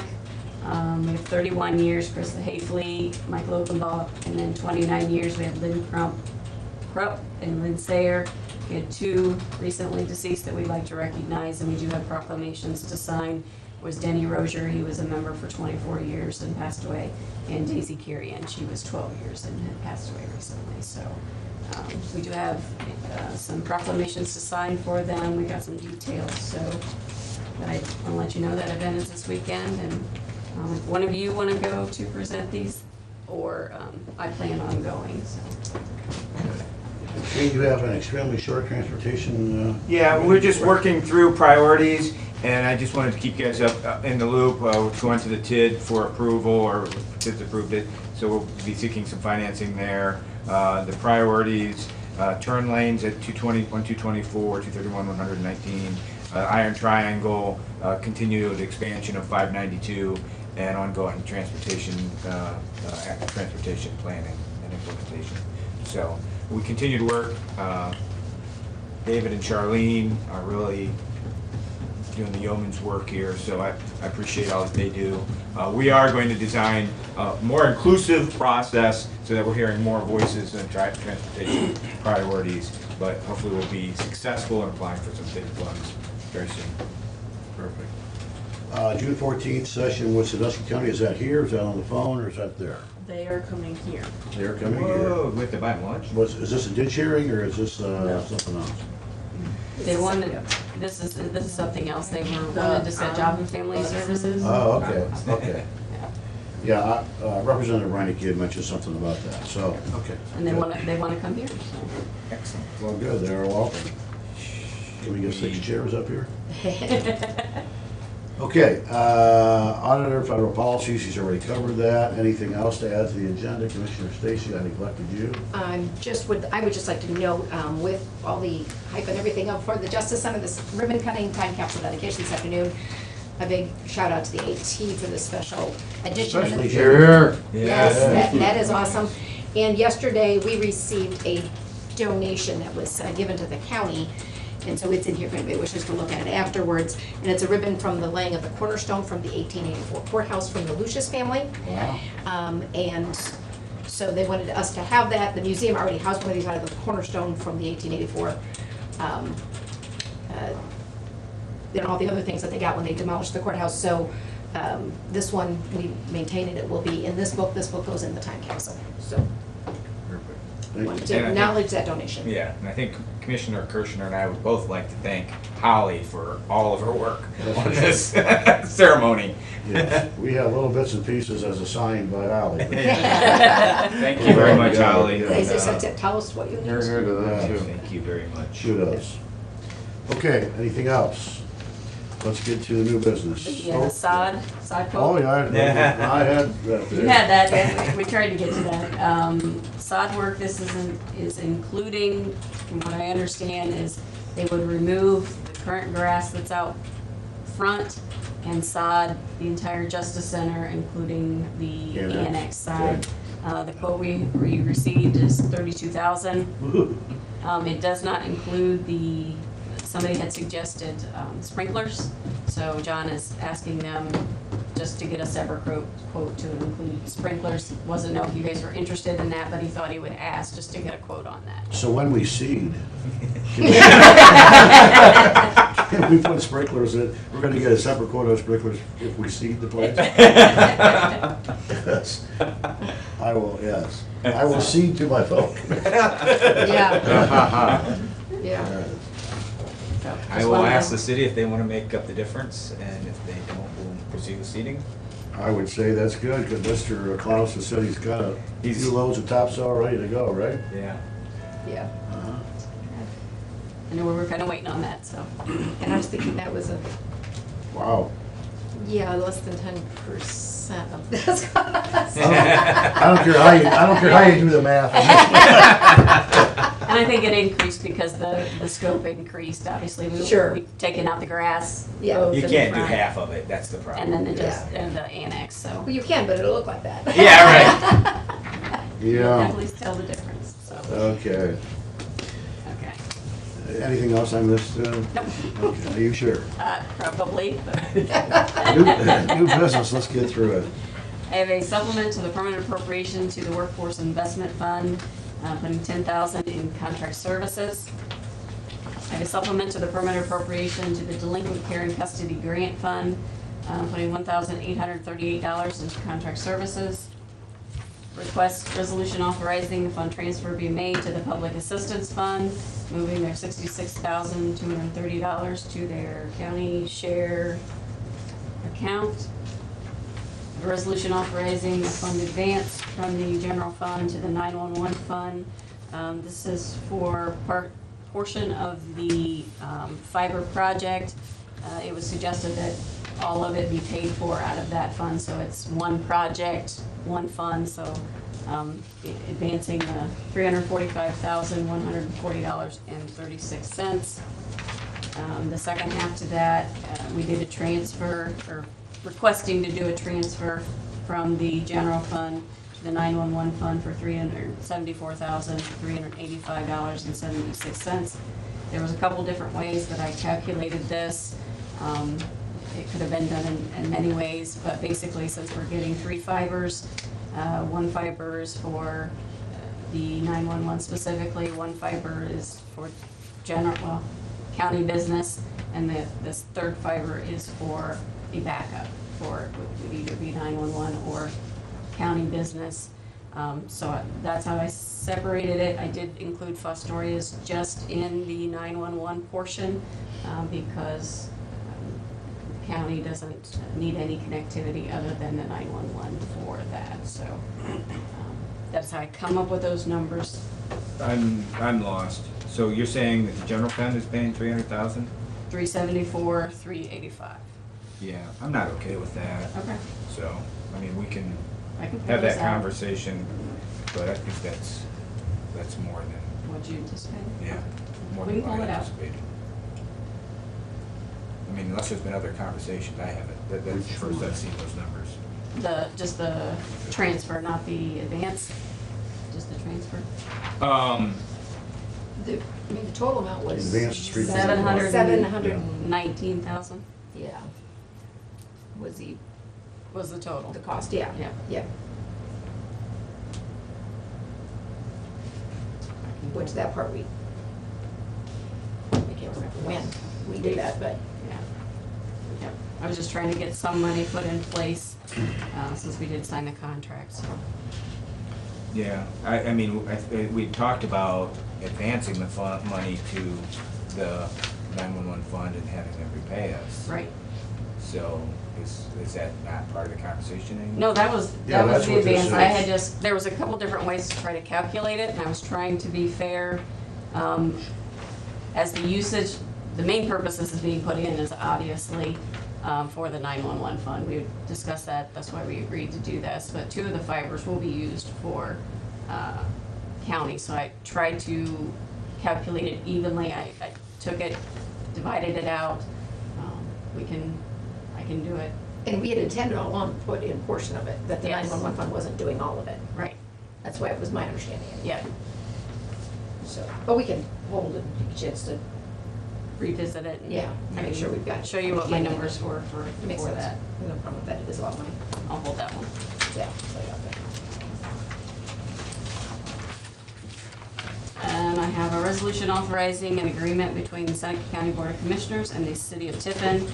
They signed the agreement to pay their portion of the Inspiron Logistics Wireless Emergency Notification System for 3 years. Fostoria is reviewing their safety services director is the one that will be authorizing it, and she has been out, so it will be coming. I have a resolution authorizing the disposal of unneeded, obsolete, or unfit county-owned property. This is a 1990 International 4900 dump truck on behalf of the Seneca County Engineer. The amount received was $3,700. A resolution setting time, date, and place to receive sealed bids for the Village of New Regal Sidewalk Replacement Project. This will be at 10:15 on Tuesday, June 12th, at the office of the Seneca County Commissioner's Office. I have a resolution recommending the designation of Emergency Planning Committee for Seneca County. This is mainly an amendment because of the resignation of Dan Stahl and the new hire of Adam Ingram.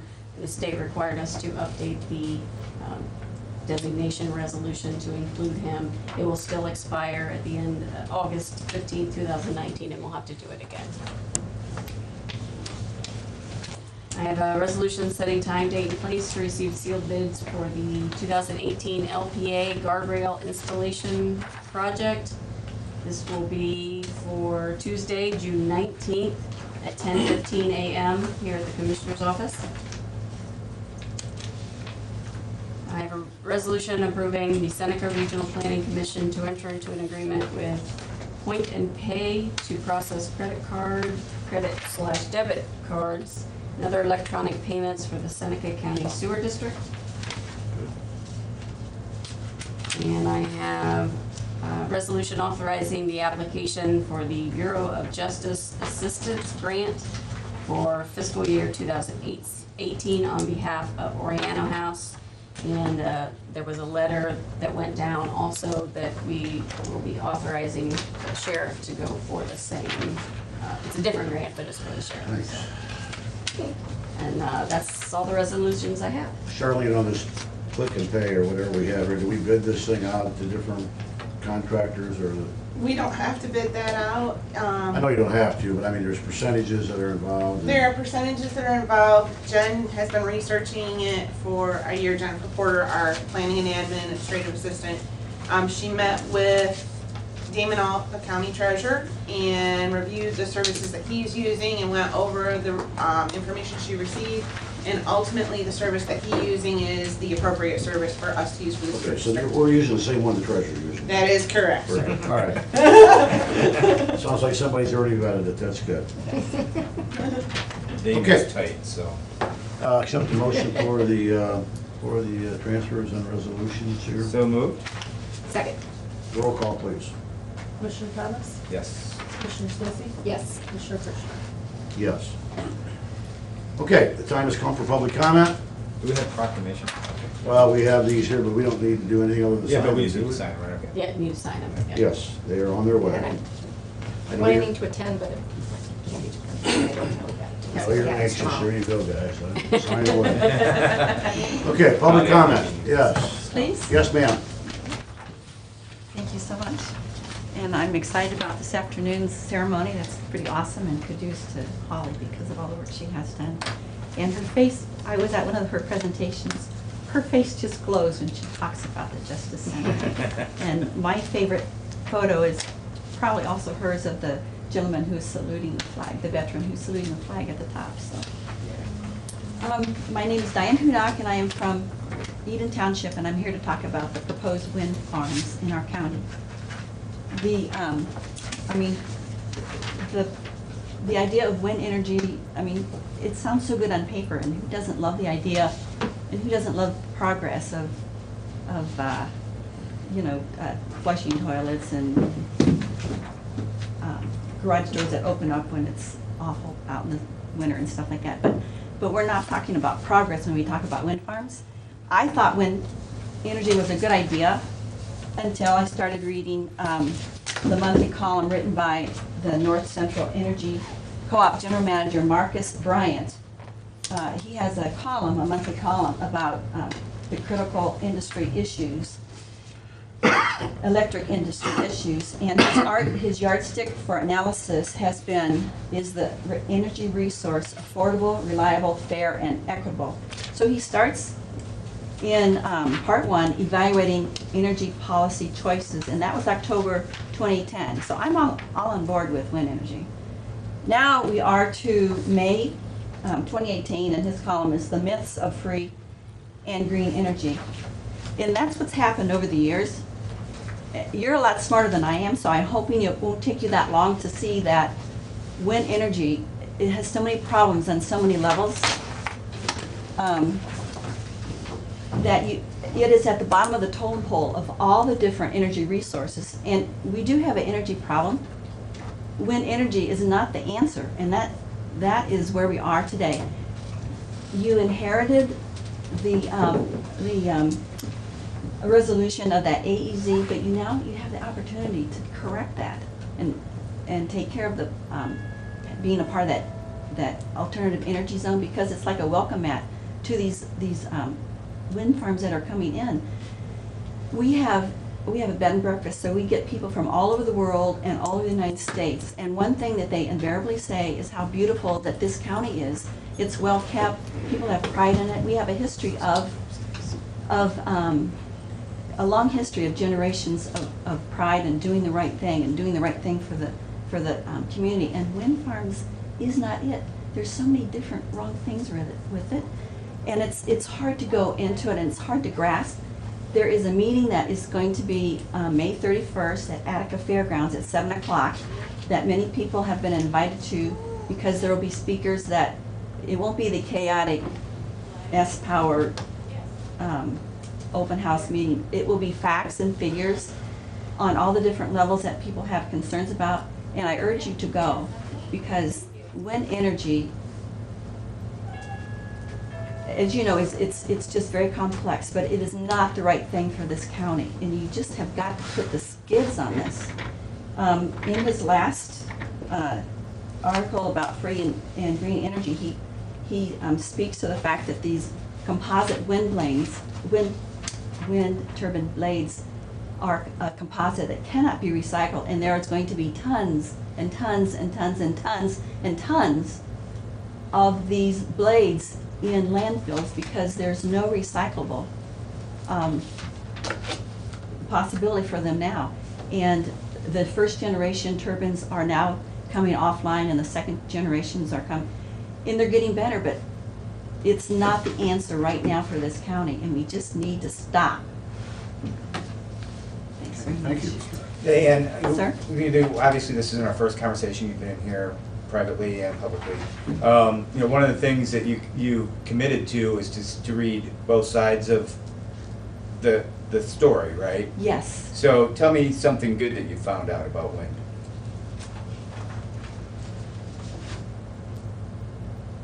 I wished I could. I think if you had like maybe a small one and you had the money, like there's a gentleman who has one on his property in Eden Township. It's small and it's not always in service because it breaks down a lot, but it services, and I haven't spoken with him, but I've spoken to people who've asked him about it because they also thought it was a good idea. But it has to be serviced and it's often broken down, and it was just for his place because you can't store the energy either. There always has to be backup with whatever you have for wind. So in your comprehensive review of the literature, you've not Honest. found one benefit for wind. Can you name one? Resources. I mean, there's a lot of benefits. So Name one. there's resources to the schools. Okay, so Van Wert gets $850,000 for their part, and they're waiting for the other shoe to drop because right now it is payment in lieu of taxes. They don't know how long that'll last because the General Assembly, this is all new to them, and what the Ohio Department of Education does is they will go into a community and they will see how rich it is, and then they won't send that much money. So eventually it becomes a wash. And it's a little bit over $6,000 per kid that follows the kid per school. If you lose families in a community, then you lose that money, and so that goes to be a wash. So you're going to lose community members, people who can afford to move, and then you're going to lose that money that the state sends. So it's going to be a wash. What else? What else you got? Zach. So, had nice conversations with Diane and many other people. We talked about the specific issue of the wash. I did make an inquiry. I did share with her that, according to the superintendent I talked to, that's not the case. I also indicated I would be calling with additional information. I did contact indirectly the Legislative Service Commission with the state. They have confirmed that with the pilot and with taxes structure, there was no negative impact on the other side of the ledger for the schools. At this time, it comes in as revenue at this time. And so it doesn't figure into in what the state says that you have for property valuation. So what I would say is, number one, I would be interested in an articulated argument of what you're thinking in terms of at this time. Anything's possible in the future. Most tax exemption programs, so I can only speak to my direct experience and my direct knowledge. With other tax exemption programs that have payments in lieu of taxes, they have come in regularly. There has not been a negative impact on the schools, and in this particular case, the state of Ohio has said there will not be. Now, if there is a big law change and the state suddenly changes things, I'm not an attorney to know that, but I do know that the state will not look at this additional pilot tax revenue according to the current state code and will say that this is, therefore we are going to reduce the money that's coming through the school funding. So I think, from my vantage point, the benefits of the economic benefits in terms of the tax revenue to the schools, to the counties, to the townships, objectively is a positive benefit. There's no evidence to suggest, and we've had this discussion over email, I don't agree with Diane's position. There's no evidence to suggest to me as an economic development professional that the positive impacts that have come vis-a-vis the tax revenue have been negated or somehow reduced through other impacts of the wind energy. I have not seen anything that would lead me to believe, although I'm always open and we have good email conversations and my phone is always open, so I'm always, because Diane suggested this point about the schools to me and I said, oh, okay, let me look into that. Because I wasn't going to dismiss it. If that's the case, then there isn't a positive impact to the schools. And that was done, for example, with TIFs. There was a recalculation, but in this case, that's not the case. So I think that, when I look at this as an economic development professional, And I've heard this articulated, I think is a quality of life argument. I think that's the argument. And I think the policy discussion, and we live in a democracy, so we're in a public square, there are huge positive quality of life benefits that come about because of that public revenue that goes into education and goes into county services, et cetera. And then there are folks, you know, the community is a collection of the individuals. So there are individuals that believe it's a significant decline in quality of life in terms of being able to, you know, in terms of negatively impacting their experience in living where they live. So I think that's a really interesting policy discussion.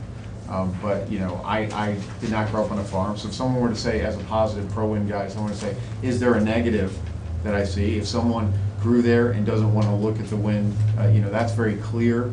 I can't be in those shoes to know what it's like to be under that, and I can't speak for someone's subjective experience. And that's valid. We've had those kind of, I'll just add, you know, there's debates about viewscapes in the downtown. So, you know, viewscape is not something to be dismissed. It can impact your overall experience and what it's like and what it feels like to be in an area. And I would never want to say I understand how it feels or I'm that individual, but that's the debate I think we have going on is a quality of life debate. And I think there's validity on both sides. It's not just Diane, that. I'm almost done. What I would say is I think it's very clear based on the evidence, and I would put my 22 years as an economic development professional on the line to say that the economic benefits are there, are solid, will be there. I think, though, the other areas I'm not an expert in, and I can't come on some of the other areas, but I do really think it's very solid based on what I've seen so far. I'm always open-minded. This will provide a tremendous public, but the argument of whether that's worth that additional increase to the public good, whether the cost outweighs the benefits, that's a valid discussion. But I really believe, and haven't seen anything in the contrary, that the positive public good tax revenue to the schools, to the townships and counties, that does exist. I'll give you one last word, then we need to move on. Thank you, sir. David, you know I love our neighbors, and I respect them, and I respect people's professional opinion. What I'm saying is that the sacrifice outweighs right, and that's a valid. the so-called I think that's a valid benefit, point. and that's what I'm saying. We live here because it's Appreciate rural, it. and we're not in the middle of Cleveland, Yeah, it's- unless we get the wind, and then we will be. I will expand on your point too. We've had this discussion. Because you are a pro-wind person, doesn't mean that you're horrible. And because you are an anti-wind person, doesn't mean you're horrible. For some reason, you know, because somebody has an opinion about this particular topic, you now dislike them or you now No, speak exactly. with them. That's right. That's right, Mike. I mean, the fact is that people are allowed to have opinions as long as they're respectful. Yes. But what I've seen in this whole debate on both sides is a lot of disrespect towards each other, which saddens me, and that's why the quality of life issue comes to bear. And that's why some of the discussions are difficult to have, and it's difficult for us to go to some meetings if we think we're gonna be berated, or if we think there's gonna be, you know, a mob mentality in which, you know, 100 people think one way and we may think another way. It's a passionate You're not gonna wanna insert yourself in that environment. It's very difficult. So you have to respect the fact, all you being the royal you, need to understand that we all have different opinions, but we should be civil to each other. And this is getting sometimes a bit out of hand. It's very passionate Okay, conversation. thank you. Thank Chris, you have something to say about? Yeah. I'm Chris Eichholz, Bloom Township. I've been to the meetings, you probably know me now by now. I just kind of want to touch on a recent development, and the Apex guys were here, and I don't know what they handed to you guys, but they have. It was an invitation for a. Cookout today? Yeah.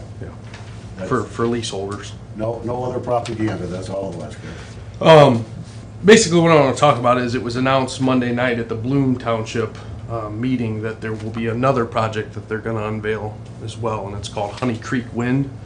It's actually an old project that the Ohio Siting Board, I think, approved. If you read it, it's just a short segment, but they withdraw the approval. But it's an addition of adding 115 wind turbines. So if you add that, plus the Republic Wind Project and the Seneca Wind Project, we're up about 200 wind turbines.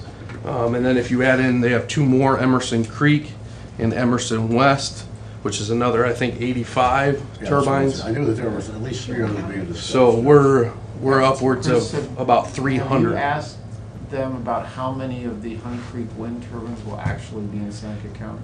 It's so preliminary, they won't give us any of this information. I All know they've talked about being spread over multiple counties, and what I read, and I think I've read what you've read, right? Yeah. What's available online. Yep. Is that Seneca County would be the smallest portion. I don't know if it Or says that. something. At least it's partial, so. Yeah, it says. I just right- want to make you aware of that, because it looked like you were adding all those together, and I just wanted to make sure. you were Sure, aware. yeah, I mean. And I don't have the answer on the number of turbines either, so I don't want to make that either, Chris. I just want to make you aware. Yeah. Also, on the other two projects, the same thing, the Emerson, portion that's gonna yeah. be, the Emerson project, there's Yeah. only a small portion that's gonna be in Seneca County from what I've been reading online Okay. as well. So when you are talking your numbers of how many are gonna be in the county, we wanna make sure we have an accurate Yeah, count. I Sure. think that. I think there are 2 points to be made. One is that, how many are in Seneca County and how many are in our general area. General area. Like, so, I mean, it's fair. Yeah, and I don't have all the facts, and I'm working on it. This is a brand-new thing Yeah. that I mean, we're all has just friends come and out. neighbors, so I think, yeah, and I don't have that number either, so I'm Yeah. not trying to. So, like I said, it was just. they have that number. No, they I don't. don't think anybody. And because Okay. this project, Every map you ever see, it's. Yeah. We're having Well, all it's that a- dialogue. It's so a dynamic process, and as Keeps these moving. turbines become more efficient, we talked about, originally we were talking about 3 megawatts, and many of them now are 3.6 or almost 4, so, I mean, the more they produce, the fewer there has to be. Yeah. So there is some equation there, too. yeah, because these, in this proposed was 1.6, but this again was from That's a megawatt? 2015. Yeah. Oh, okay, yeah. I So mean, it's- they're proposing, with this project, 115 of them, smaller ones, Yeah. but today I think it would probably be maybe half that with larger ones. Yeah. So, but those facts are yet to come out. But basically what I wanted to say was essentially that, these projects are just popping up. They're gonna keep coming. Once one goes in, they're all gonna go in. And I think it's that quality of life discussion. I think very valid. it has to be really weighed versus, the economic gain that you're gonna get. And I don't know if that's been done. And my other question is, that I just wanna segue into quick. Let me just insert something Okay. there. It is easy to quantify the dollar benefit. Sure. You can't quantify quality of life. I mean, it's a subjective issue. Sure. Okay, so to be able to lay out data about how many people are gonna be happy and how many people are gonna be sad if this happens Yeah. is difficult, probably impossible. So, it's objective discussion versus a subjective discussion, which is always difficult. Yeah, and I mean, we're gathering petition numbers for people that feel that they don't want these projects. And it's too early to establish that. We've just started a couple weeks ago. But I think when we're done, will be impressed with the amount of people that do not want these projects to take place in Seneca County. I myself right now will have 19 within a mile and a half of my house. And these are the 600-foot tall ones. Also, what I wanted to get to was the AEZ. I know you can technically repeal that at any point. Would you guys consider repealing that at any point? And I know the ones that are already here would be grandfathered in, just to kind of say, let's see how these first projects work. And then if we feel like if they go good and we're all happy with them, we could put it back in. Or I feel like there's just so much happening all at once here that we're going to be covered in wind turbines. And if we hate them, well, we're stuck with them. Yeah, we haven't had that conversation. Okay. Here. All right. That's all I really had. So Thank you, Chris. Thank you. Very good, I appreciate it. I got copies. Anyone else, please say no. He's Thomas. You're waiting so long. No, I just been hearing If- Keith say questions on the other side. If Chris, Rod, send me that. if Review Times was here, we'd be buying lunch right now. Yeah. It's- Sorry about your luck, Jimmy. I don't know, we're adjourned. We're adjourned.